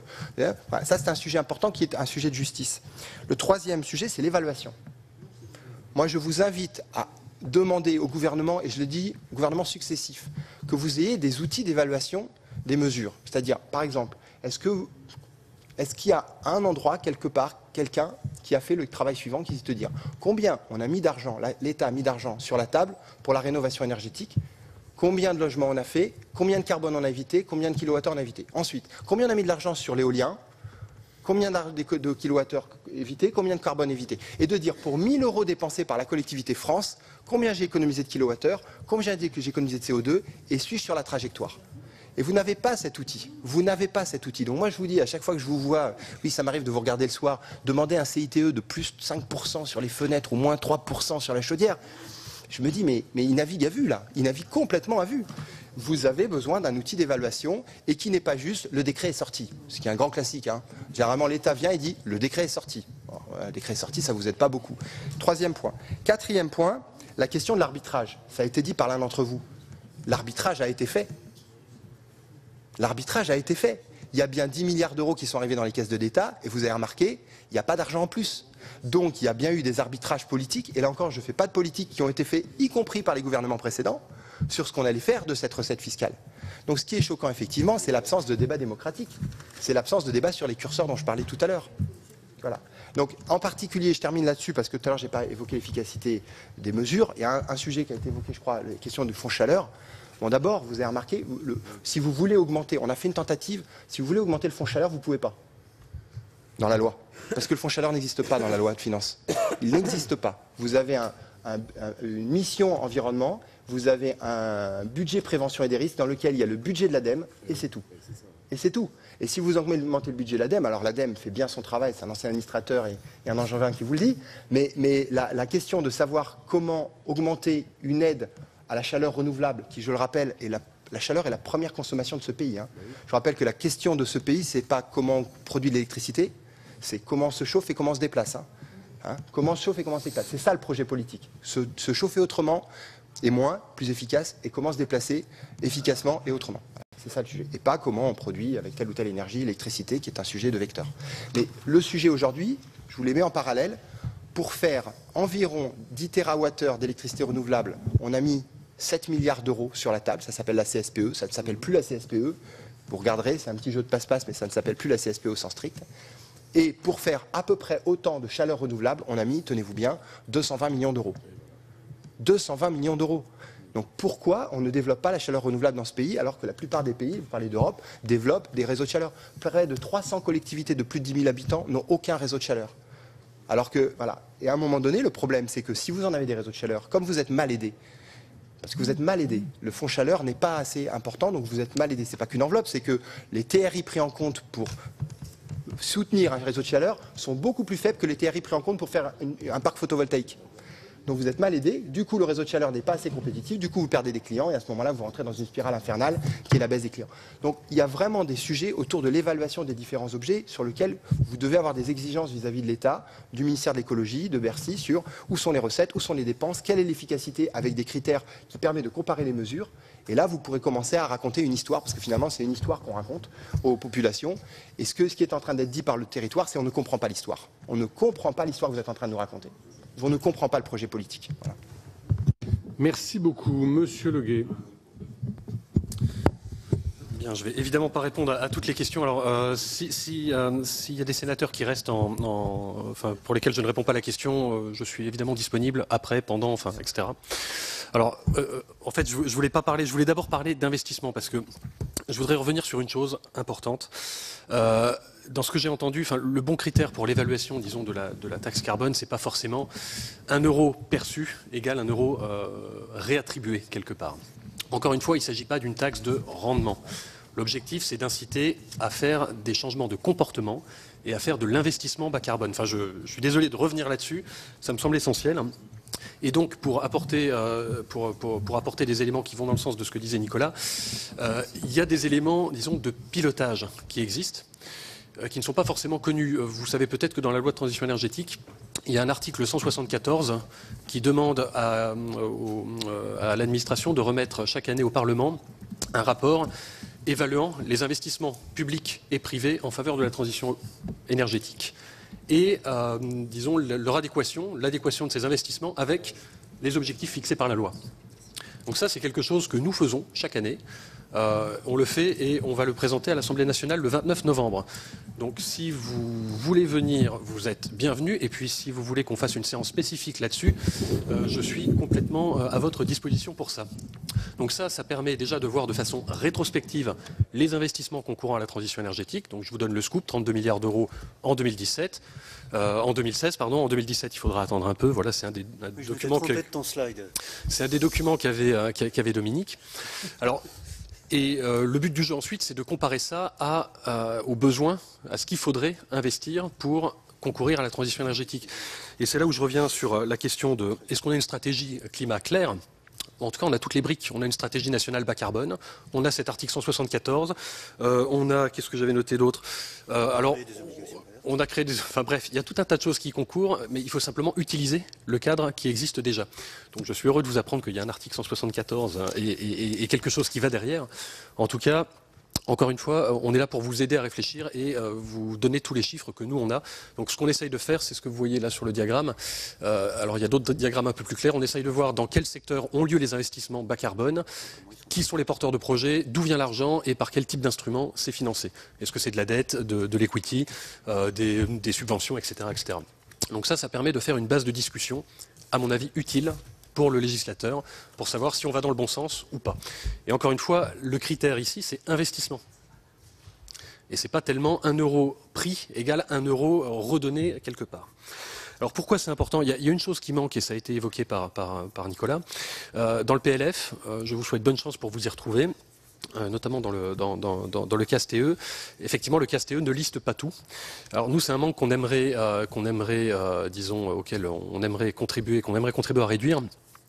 On va développer à partir de maintenant un projet, disons, de green budget, c'est-à-dire qu'on va essayer d'évaluer la verdeur du projet de loi de finances. Alors dit comme ça, en gros l'idée c'est de lister les dépenses budgétaires, les dépenses fiscales et d'essayer de trouver un indicateur d'efficacité de ces dépenses qui ne sera pas forcément de la tonne de CO2 parce que si on met tonne de CO2 face à des euros, la plupart des personnes ont tendance à diviser l'un par l'autre et à trouver des euros par tonne de CO2 et à comparer les options, à commencer par le moins cher et ensuite à faire le plus cher, ce qui est la meilleure façon d'aller dans le mur pas cher. Il y a besoin de faire des choses parfois chères, parfois coûteuses, dès le début si on ne veut pas se planter sur le long terme. Donc là, pareil, je vous donne rendez-vous l'année prochaine peut-être, et si on peut échanger, disons, sur la construction de cet outil à destination des élus, on sera très heureux de le faire. Qu'est-ce que je peux vous dire d'autre? Allez, j'en prends quand même deux, trois autres. Alors sur la source de revenus qui va se tarir, comment gérer? Effectivement, on a un problème à moyen terme. C'est-à-dire que si on suit les objectifs de la loi de transition énergétique, il n'y aura plus d'énergie, et l'accord de Paris, il n'y aura plus d'énergie fossile.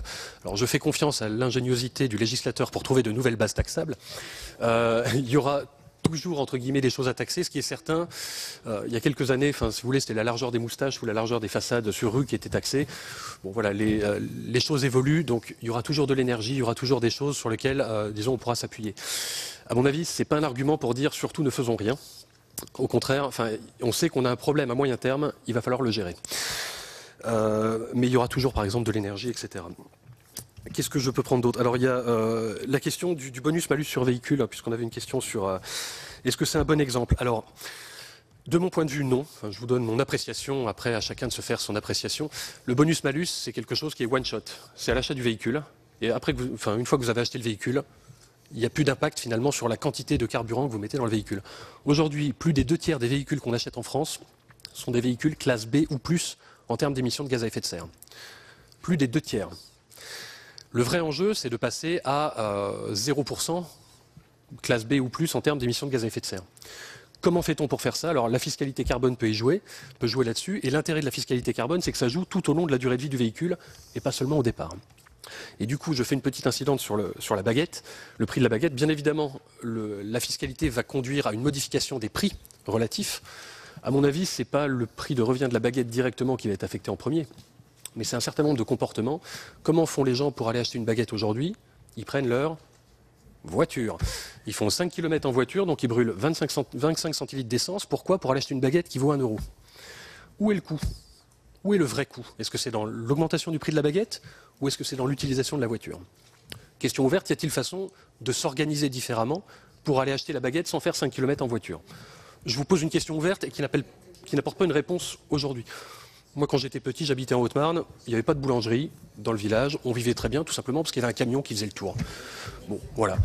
Donc voilà, on apprenait à vivre comme ça et quelque part on s'en portait pas plus mal. Donc ce que je veux dire, c'est qu'il y a certainement un besoin d'investissement. On peut inciter les particuliers à acheter une voiture électrique, une trottinette, à se déplacer à pied, etc.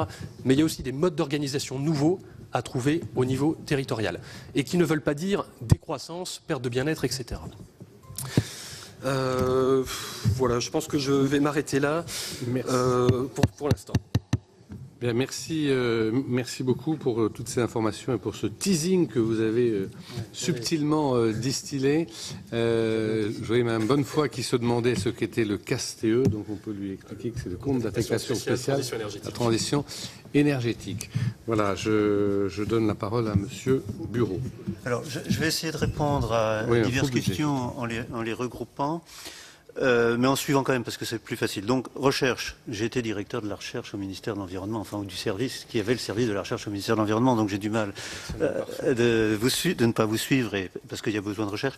Il y a besoin de recherche qui est compliqué, parce qu'il y a besoin de recherche amont, puis les phases clés, ça va être les phases de déploiement, etc. Et je vais donner quand même une anecdote. Hier, je trouve que je suis au conseil scientifique de l'INRA, et l'INRA nous présentait, ils sont en charge de faire un programme de recherche prioritaire sur les pesticides. Et la première version qu'ils étaient en train de faire était, enfin pas eux, mais ce qui était soumis par le ministère de la Recherche était uniquement technologique.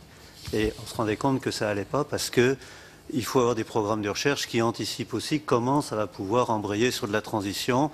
Ce qui me permet de réinsister sur le fait que je crois qu'il faut quand même bien assumer que cette transition écologique, c'est un partenariat public-privé. C'est-à-dire, moi, je n'oppose pas public et privé. Il y a besoin d'investissements publics, et notamment par les autorités locales. Mais je pense qu'on fait fausse route si on pense qu'on prend la transition écologique en pensant qu'on peut régler la transition écologique uniquement en faisant que toute la rénovation des bâtiments va devenir à des investissements publics, etc. C'est des comportements d'agents privés. Et donc, il faut le voir comme globalement un partenariat public-privé. Sur les exonérations, je pense que, au-delà de votre question, si on regarde la stratégie, effectivement, on a une difficulté aujourd'hui. On a trois problèmes, en fait, par rapport à la stratégie liée à la fiscalité écologique.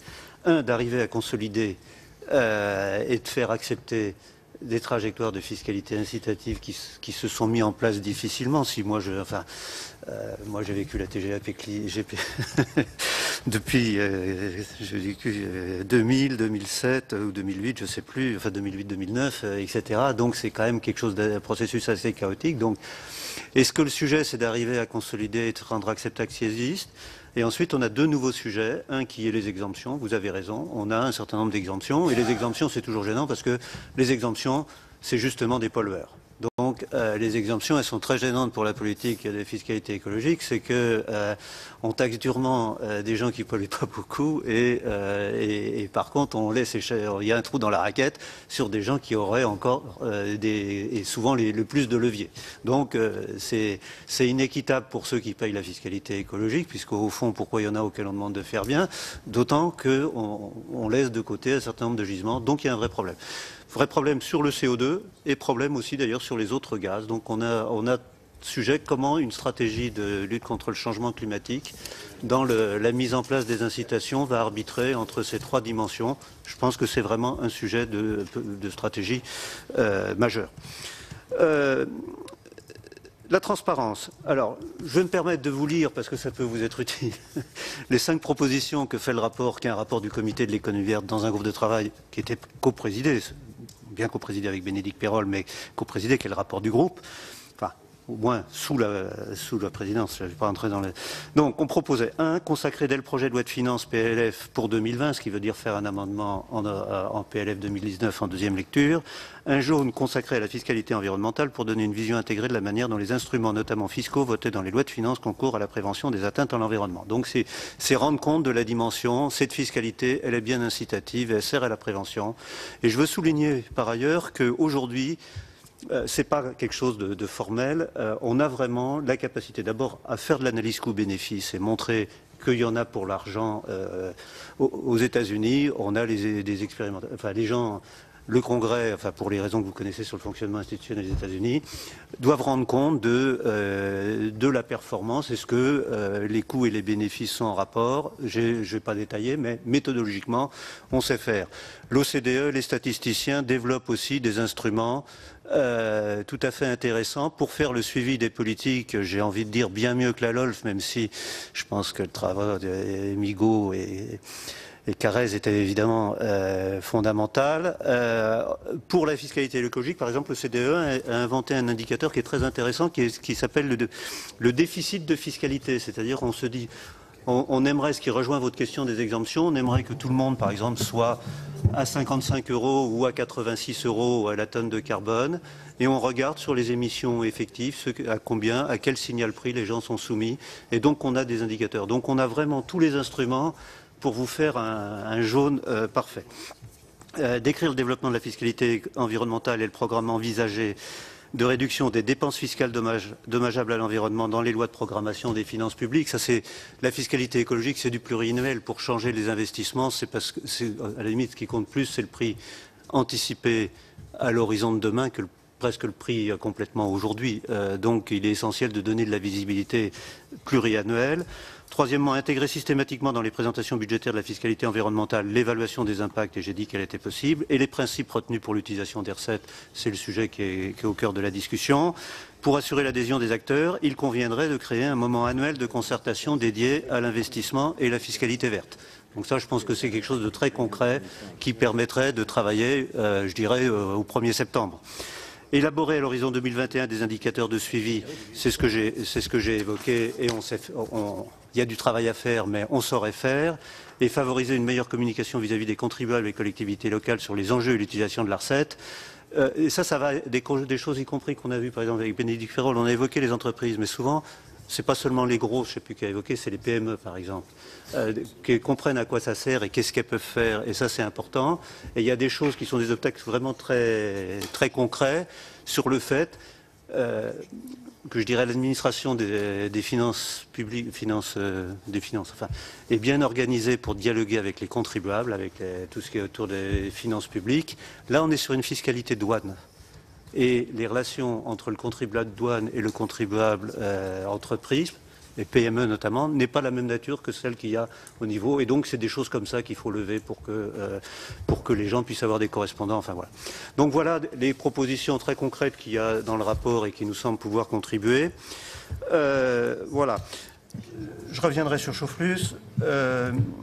Européen, c'est juste une nuance quand même pour signaler que ce qui nous est quand même, enfin, que l'enjeu de cette fiscalité écologique, coordination européenne, c'est quand même... Là, ce que vous avez, c'était la trajectoire qui était visée dans les anciens trajectoires, enfin dans les anciens, de ce que vous avez voté en 2015. Ce que vous voyez, c'est qu'on est complètement en dehors des clous. Ce qu'on a besoin, ce qu'on est quand même d'abord en train de chercher de faire, c'est simplement d'arriver à tenir les objectifs qui sont dans les cadres européens actuels. Donc, on n'est pas dans la situation où on voudrait faire tout seul une politique. Il y a une répartition des objectifs au niveau européen où chaque pays a son quota, etc. La question qui nous est posée, c'est comment réussir déjà à réussir un objectif qui n'est pas du tout à la hauteur de ce qu'il faudrait faire pour faire le 2 degrés. Mais c'est ça, et qui est un objectif qui, lui, a été défini de manière coopérative, enfin concertée au niveau européen. Voilà, mais c'est une nuance, ça n'empêche pas que les problèmes frontaliers que vous évoquez sont tout à fait essentiels. J'en viens...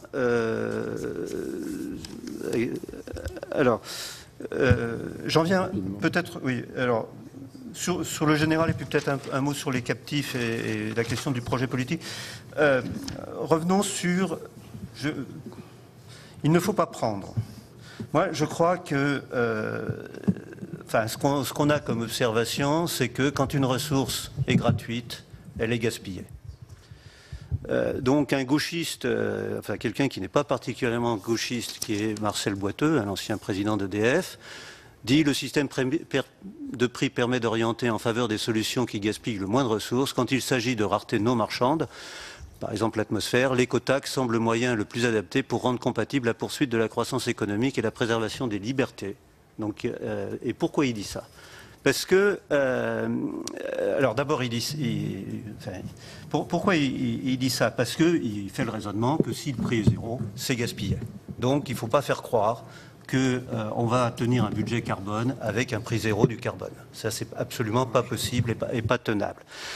Ce sur quoi il insiste aussi, et c'est quelque chose qui est curieux, c'est que pour la compétitivité économique, l'instrument le plus efficace, c'est la fiscalité. Pourquoi ça? Parce qu'elle est libératoire. Donc, soit vous avez des solutions pour faire à moindre coût d'abattement que la taxe, soit vous pouvez payer la taxe. Donc vous n'êtes jamais devant un mur. Si vous créez de la réglementation, vous dites, vous défaire, donc si on fait de la réglementation, souvent de deux choses l'une, soit on dit, vous allez faire zéro net émission l'année prochaine, c'est un mur, donc on annonce des objectifs, ils ne sont pas réalisés, et on a ce qu'on observe. Soit, de fait, vous mettez des dispositifs très lourds pour respecter la réglementation, et là, vous mettez des gens qui sont face à fermer la boutique parce qu'ils n'ont pas de solution. Donc, la fiscalité, le signal prix, c'est un instrument qui est libératoire et qui laisse les gens choisir. D'abord, ils font comme ils veulent. On ne leur dit pas comment ils doivent, à qui ils doivent s'adresser, etc. On leur laisse tout le choix technologique. Ils font ce qu'ils veulent, ce qui est très important. Les études de l'OCDE montrent typiquement que ça diminue le coût pour atteindre un objectif environnemental donné par 4. Donc, en faisant par le signal prix, ça coûte 4 fois moins cher que pour la collectivité France. C'est-à-dire combien on va être obligé de sacrifier de pouvoir d'achat tous ensemble pour préparer l'avenir. C'est 4 fois moins si on fait en orientant les comportements parce qu'on laisse les gens choisir. Ça, c'est très important. Donc c'est l'instrument le point punitif qu'on puisse imaginer. C'est celui qui laisse les choix. Par ailleurs, ça marche. Et à contrario, dans la situation actuelle que vous avez, que j'avais remis tout à l'heure sur la dérive, pourquoi la dérive ces dernières années? Parce que les prix du pétrole, non pas les taxes, mais les prix du pétrole se sont relâchés. Donc, on a eu, à partir de la mi-2014, des prix des carburants qui étaient à un niveau 80 par rapport à ce qu'ils étaient à un niveau 100 au milieu des années, au début de la décennie, disons. Clairement, les gens relâchaient leur comportement et sans doute peut-être qu'on n'a pas fait assez la pédagogie pour dire que ça ne pourrait pas durer longtemps et qu'il y a un côté cigale et fourmi sur ce qu'on a fait entre 2014 et aujourd'hui. Donc, vous avez raison, je viens vite, sur évidemment le développement durable, il n'y a pas de main invisible, donc il faut des instruments de politique publique, donc vous avez toute raison. Et ce que fait la fiscalité environnementale incitative, c'est de créer une main visible qui va donner les éléments pour inciter. Et ensuite, il y a un transfert de pouvoir d'achat qui est inattendu, mais qui n'est pas l'objectif. Juste un point... Voilà, j'ai effacé donc les points importants. Je veux quand même revenir sur, sur quelque chose où M. Houllegatte a proposé un casse. Il se trouve que, moi, si vous regardez sur le rapport du Conseil économique pour le développement durable, il y a en annexe une proposition d'un nouveau type de casse qui serait pour les mesures de prévention. Pour une raison simple, c'est ce qu'il y a dans ce tableau-là. La fiscalité incitative pour faire de la prévention, ça n'a strictement rien à voir, fondamentalement en termes de nature, avec les taxes contributives. Donc, dans un cas, il y a des dépenses à financer, on cherche à avoir l'argent pour le financer. Dans l'autre cas, on cherche à orienter les comportements. Et pour orienter les comportements, il y a une recette qui arrive et qui n'est pas forcément inéquitable, c'est le principe quand même pollueur-payeur. Mais fondamentalement, la démarche est complètement inversée et les comptes d'affectation spéciale tels qu'ils existent sont fondés pour financer des mesures. Et donc, ils sont un peu à l'envers. Donc moi, j'ai fait une proposition. Pour autant, je pense qu'on peut quand même avancer dans le cadre actuel, mais je pense que si on a en tête ce qu'on apprend en licence 1 de droit, que nature implique régime, si la nature est différente, le régime devrait sans doute être différent. Je ne peux pas résister. Sur les captifs, quand même, c'est très important. Je vais juste quand même montrer en 2 mots. Vous l'avez... j'ai bon esprit du souci. Captifs, tout le monde... Les captifs, c'est très important, mais tout le monde n'est pas captif, il ne faut pas non plus exagérer. Et en faisant croire que tout le monde est captif, on risque de se tromper en faisant les politiques. Donc, c'est un peu ce qu'il y a dans ces 2 schémas. Par ailleurs, il ne faut pas se tromper dans les problèmes qu'on a à traiter aujourd'hui. C'est plus le problème de pouvoir d'achat général qui fait que l'OPEP nous prélève du pouvoir d'achat. Ça, c'est un autre transfert de pouvoir d'achat, mais qui n'a strictement rien à voir sur les packs sur le pouvoir d'achat. Ce que vous avez là, parce que justement, le graphique en haut, c'est l'impact, mettons, de la composante carbone par décile de revenus. Vous voyez que tout le monde est un peu touché. Et le trait continu, c'est rapporté aux revenus. Donc on voit que le premier décile est effectivement un peu plus touché, rapporté aux revenus. Mais par contre, c'est un peu tout le monde. C'est les classes moyennes, c'est les pauvres. Par contre, il y a des groupes sociaux qui sont beaucoup plus touchés. Et donc, si on veut cibler les politiques, il faut quand même regarder ça de près. Cette table ronde sur le financement de la transition énergétique, organisée au Sénat début novembre, a donc annoncé en quelque sorte le mouvement des Gilets jaunes. Selon ces experts interrogés par les sénateurs, la hausse de la taxe carbone est nécessaire pour changer les comportements et atteindre les objectifs de la COP21. Mais les responsables politiques doivent être plus transparents sur l'utilisation de l'argent de cette taxe carbone. Autre audition du Sénat sur l'écologie, cette fois-ci autour du rapport des climatologues de l'ONU sur le réchauffement climatique, un rapport très alarmant. Début octobre, les sénateurs ont entendu Valérie Masson-Delmotte, climatologue et membre du GIEC. Elle estime que les objectifs de la COP21 ne sont plus suffisants et que les États doivent faire des efforts supplémentaires pour limiter les émissions de gaz à effet de serre. Je vous laisse écouter cette audition. Donc nous allons commencer par l'audition de Madame Valérie Masson-Delmotte. Ensuite, nous aurons une communication de Monsieur Jérôme Bignon, qui est président du groupe de travail sur le suivi des négociations internationales sur le climat et l'environnement et la mise en œuvre des objectifs du développement durable. Et il nous fera une communication sur l'intégration des objectifs du développement durable dans le processus budgétaire. Nous aurons également à désigner le rapporteur sur la proposition de loi portant création de l'Agence nationale de la cohésion des territoires. Et nous aurons également à désigner un rapporteur pour avis sur le projet de loi de finances pour 2019. Donc nous commençons par l'audition de Madame Masson-Delmotte, qui est paléoclimatologue et qui est membre du GIEC, le groupe d'experts intergouvernemental sur l'évolution du climat. Je voudrais juste rappeler, mais je sais que vous le savez tous, que le GIEC a été créé en 1988 par l'Organisation météorologique mondiale et le Programme des Nations Unies pour l'environnement. C'est l'autorité scientifique qui est chargée d'évaluer les évolutions en matière climatique. C'est une organisation qui regroupe la quasi-totalité des États, puisque 195 États en sont membres. Et c'est une structure unique et originale dans la mesure où elle réunit à la fois des scientifiques et la communauté politique, puisque Madame Masson-Delmotte vous le dira, les États sont amenés à approuver les conclusions scientifiques qui sont celles du GIEC. J'ajouterai que le GIEC a reçu le prix Nobel de la paix en 2007 et a très très largement contribué à la prise de conscience de l'ampleur des conséquences des changements climatiques. Le GIEC a présenté il y a quelques jours seulement un rapport sur les conséquences d'un réchauffement climatique à 1,5 degré d'ici la fin du siècle. Ce rapport était prévu par les accords de Paris, qui ont prévu un certain nombre de rapports, vous nous en parlerez certainement, Madame, qui doivent être déclinés. C'est un rapport qui était très attendu. Il a été rédigé sur la base de 6000 études, par 86 auteurs issus de 39 pays et il a fait l'objet de 42 000 observations. C'est donc un travail dont le moins qu'on puisse dire est qu'il est tout à fait sérieux. Et le résumé pour les décideurs qui l'accompagnent a été approuvé par les États en session plénière ce lundi. Vous me disiez en arrivant que c'était des débats qui avaient duré, je crois, pas loin de 40 heures. 100 heures, et donc qui avait été, je crois avoir lu une interview où vous disiez qu'ils avaient été un petit peu rugueux, mais vous nous en reparlerez certainement tout à l'heure. En tout cas, je vous remercie d'être là parce que voilà, vous avez eu quelques journées et quelques nuits assez chargées. Vous arrivez tout juste de ces réunions. C'est un rapport qui est attendu, surtout que nous sommes à quelques semaines de la COP 24.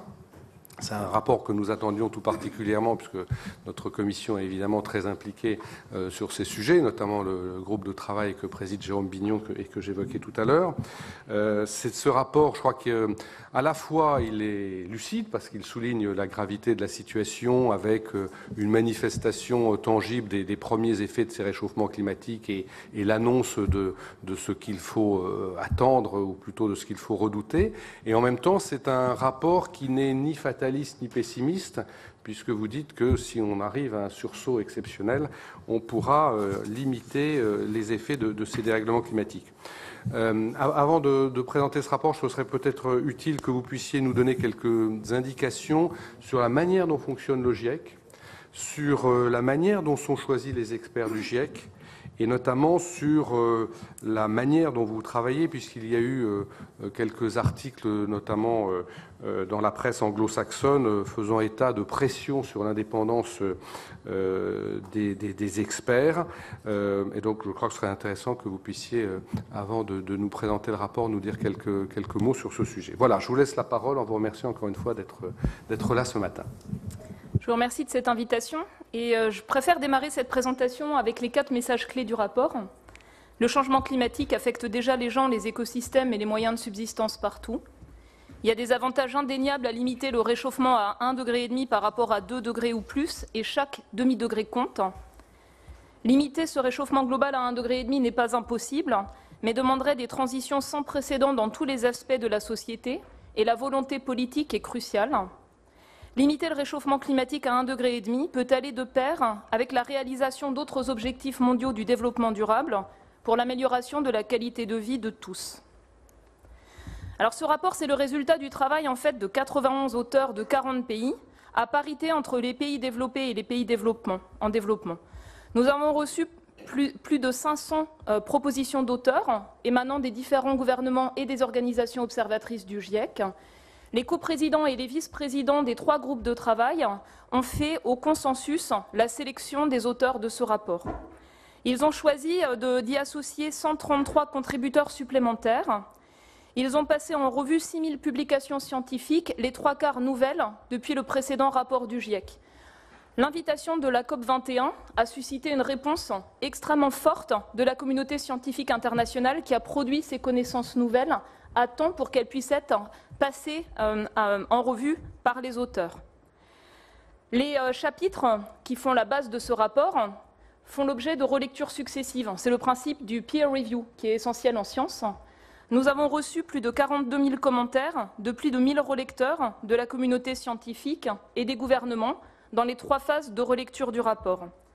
Les conclusions, sur la base des faits scientifiques, ont ensuite été discutées avec les délégués des 195 pays, mot pour mot, phrase par phrase, sur la base des faits scientifiques et de la solidité des faits scientifiques dans la littérature évaluée par les auteurs.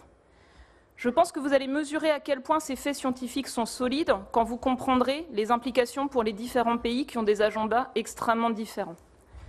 Je vous présente maintenant une synthèse des points clés de ce résumé pour décideurs. Donc il est ici, il est en anglais sur le site web www.ipcc.ch. Il fait 30 pages, il y a 4 figures clés. Aucun des éléments proposés par les auteurs le dimanche soir avant l'approbation n'a été enlevé. Donc la première section de ce résumé pour décideurs, elle porte sur comprendre ce que veut dire 1,5 degré de réchauffement global. Où en sommes-nous aujourd'hui? Depuis la période pré-industrielle, les activités humaines ont provoqué un réchauffement planétaire de l'ordre de 1 degré, entre 0,8 et 1,5 degré. Et 1,2 degré, excusez-moi. Nous vivons déjà avec les conséquences de ce degré de réchauffement dû aux activités humaines, avec l'intensification d'événements extrêmes, la montée du niveau des mers et le recul de la banquise arctique, parmi d'autres changements. Si le monde continuait à se réchauffer au même rythme, le réchauffement planétaire atteindrait 1,5 degré entre 2030 et 2052. Alors que les émissions passées, depuis la période pré-industrielle jusqu'à aujourd'hui, vont continuer à provoquer des changements dans le système climatique, ces émissions passées n'amèneront pas le réchauffement à atteindre 1,5 degré. Tout va dépendre des émissions de gaz à effet de serre à venir. La seconde partie du résumé pour décideurs porte sur les projections de changement climatique, les impacts potentiels et les risques associés. Et je dois dire que sur ce point, nous avons préparé ce rapport parce qu'en 2015, il n'y avait pas assez de connaissances suffisantes pour éclairer les choix politiques, pour savoir les risques évités entre stabiliser le réchauffement à 1,5 degré et 2 degrés. Sur la base de très nombreux travaux récents, nous avons maintenant une image claire des risques évités si le réchauffement est stabilisé à 1,5 degré par rapport à 2 degrés. Les modèles de climat projettent des différences robustes entre un monde 1,5 degré et 2 degrés plus chaud. Chaque demi-degré de réchauffement compte par rapport aux impacts. Quelles sont ces différences? Le niveau d'augmentation de la température moyenne dans les océans et au-dessus des continents. l'intensification des extrêmes de température dans toutes les régions habitées, les événements de pluie torrentielle dans de nombreuses régions et les sécheresses dans certaines régions, en particulier toute la région méditerranéenne. D'ici à 2100, la montée du niveau des mers, qui va de toute manière se poursuivre, serait 10 cm moins importante si le réchauffement est stabilisé à 1,5 degré plutôt que 2 degrés. Cela se traduirait par 10 millions de personnes au moins dans le monde exposées aux conséquences de la montée du niveau des mers. On estime qu'environ 100 millions de personnes seront exposées à ces conséquences pour 1,5 degré de réchauffement planétaire. La perte de biodiversité et le risque d'extinction d'espèces sur les continents seraient 2 fois moindres à 1,5 degré par rapport à 2 degrés.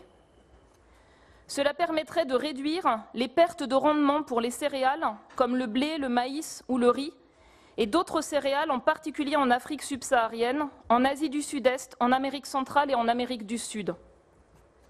La population mondiale exposée aux pénuries d'eau serait 2 fois moindre à 1,5 degré qu'à 2 degrés de réchauffement. Dans les océans, un réchauffement de 1,5 degré entraînera une dégradation de 70 à 90% des récifs de coraux tropicaux. À 2 degrés, c'est plus de 99% des récifs de coraux qui seront très fortement dégradés. Les conséquences du réchauffement dans les océans seraient beaucoup plus élevées à 2 degrés qu'à 1,5 degré, avec par exemple une chute plus importante du tonnage des pêcheries, en particulier dans les régions tropicales. Limiter le réchauffement à 1,5 degré par rapport à 2 degrés pourrait réduire de plusieurs centaines de millions les personnes exposées aux risques climatiques et susceptibles de basculer dans la pauvreté. La troisième partie de ce résumé pour décideurs porte sur les émissions et les transitions de grands systèmes compatibles avec la limitation du réchauffement climatique à 1,5 degré. Pour contenir ce réchauffement global à 1,5 degré, les émissions de dioxyde de carbone devraient diminuer de 45% en 2030 par rapport à 2010. Pour comparaison, si on veut stabiliser le réchauffement à 2 degrés, c'est 20% de moins à horizon 2030. Donc 1,5 degré, ça implique d'agir plus fort à court terme. Pour contenir le réchauffement global à 1,5 degré, les émissions mondiales de CO2 devraient atteindre le net zéro vers 2050. Cela implique que toutes les émissions résiduelles devraient être compensées par des actions pour extraire le CO2 de l'air et le stocker de manière durable. Donc net zéro à horizon 2050 pour stabiliser à 1,5 degré. Par comparaison, pour stabiliser à 2 degrés, c'est net zéro à horizon 2075. Les mêmes transitions, les mêmes actions, mais plus rapides, pour avoir une chance de contenir le réchauffement à 1,5 degré et éviter les conséquences potentiellement irréversibles d'un dépassement de 1,5 degré.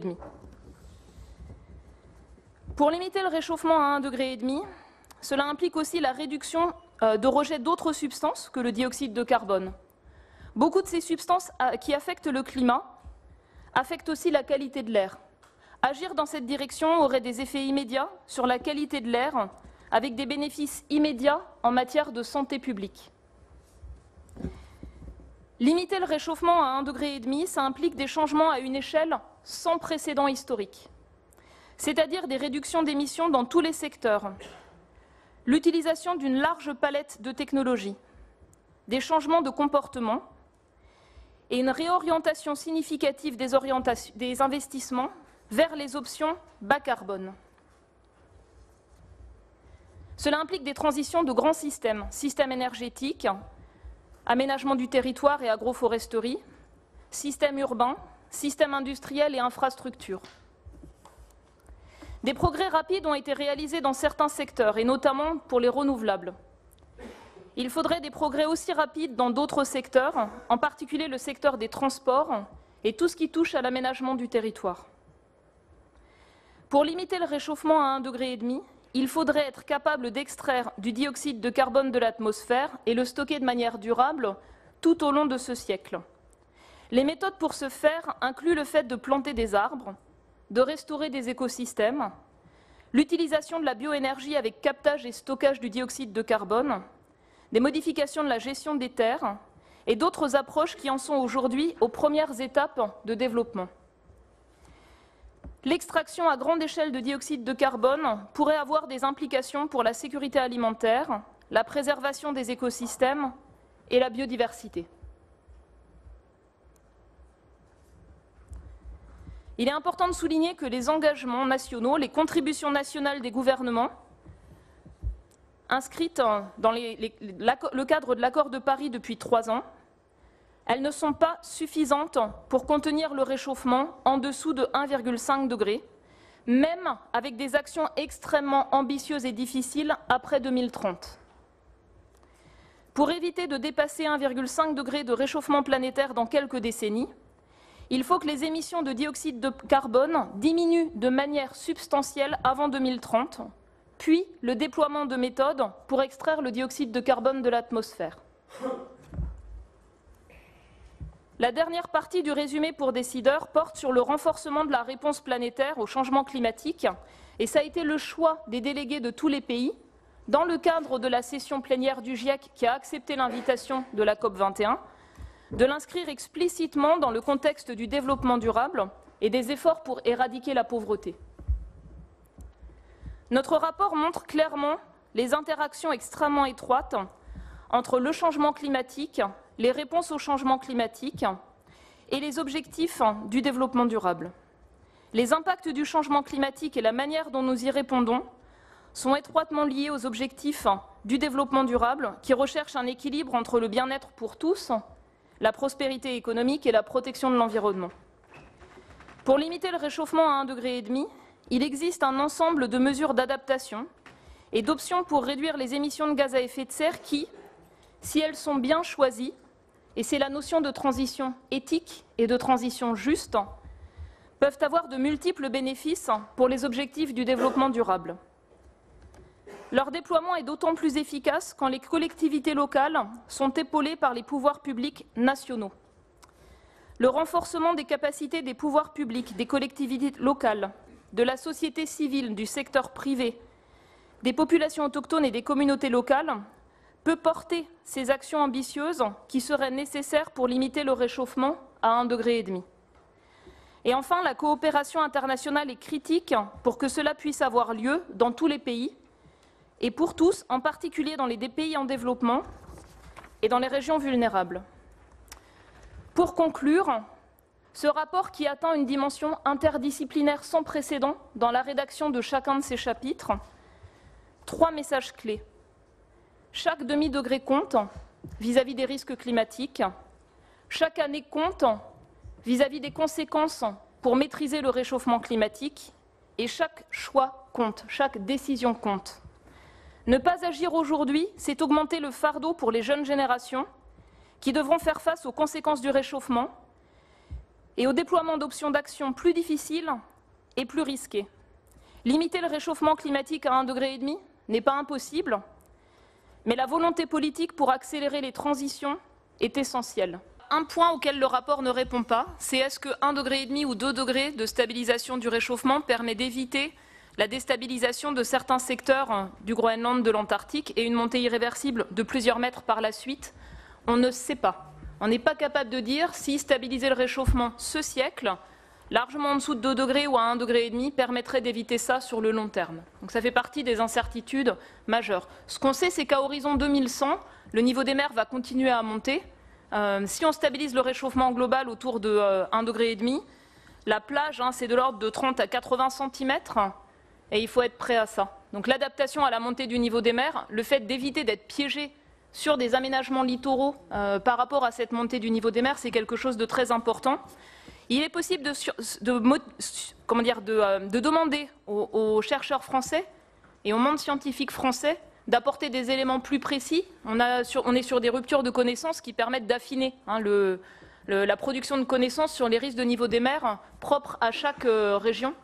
Mais ça demande des moyens, et en particulier pour les collègues du BRGM, par exemple, qui portent cette analyse à l'échelle des territoires sur la montée du niveau des mers. En ce qui concerne les objectifs du développement durable, effectivement, nous, c'est la première fois qu'on a cette grille d'analyse entre développement durable en général et impact et options de réponse au changement climatique. Donc on a une littérature scientifique qui émerge, vis-à-vis des multiples intersections. On l'a analysé de manière plus étroite sur ce qu'on appelle l'atténuation, c'est-à-dire les options pour réduire les rejets de gaz à effet de serre. Pour chacun des grands systèmes énergétiques, usage des terres, etc., on a regardé les différentes intersections avec les objectifs du développement durable, et le constat, il est très net. Les options d'action qui permettent de réduire la demande d'énergie, l'efficacité énergétique, la sobriété, etc., c'est ce qui maximise les bénéfices en termes des autres dimensions du développement durable. Et même chose vis-à-vis de la demande alimentaire. Avoir des régimes alimentaires qui réduisent l'utilisation, enfin l'empreinte carbone de la production de nourriture, par exemple les protéines végétales, c'est ce qui permet de maximiser les bénéfices sur les autres objectifs du développement durable, la santé, la pression sur les terres, etc. Donc ça, c'est des choses qui sont très très nettes dans notre rapport. Alors vous aviez indiqué donc le fait que les engagements, les promesses des États à horizon de la COP21 ne vont pas assez loin, c'est clair. C'est pas suffisant, mais le mécanisme de l'accord de Paris, c'est de revoir l'ambition à la hausse tous les 5 ans. Donc il y a un dialogue facilitatif à Katowice sur la COP24, et le premier inventaire global, il aura lieu en 2023. Et en 2023, nous fournirons aussi nos rapports complets du GIEC, qui seront disponibles avec une évaluation plus approfondie de différents aspects.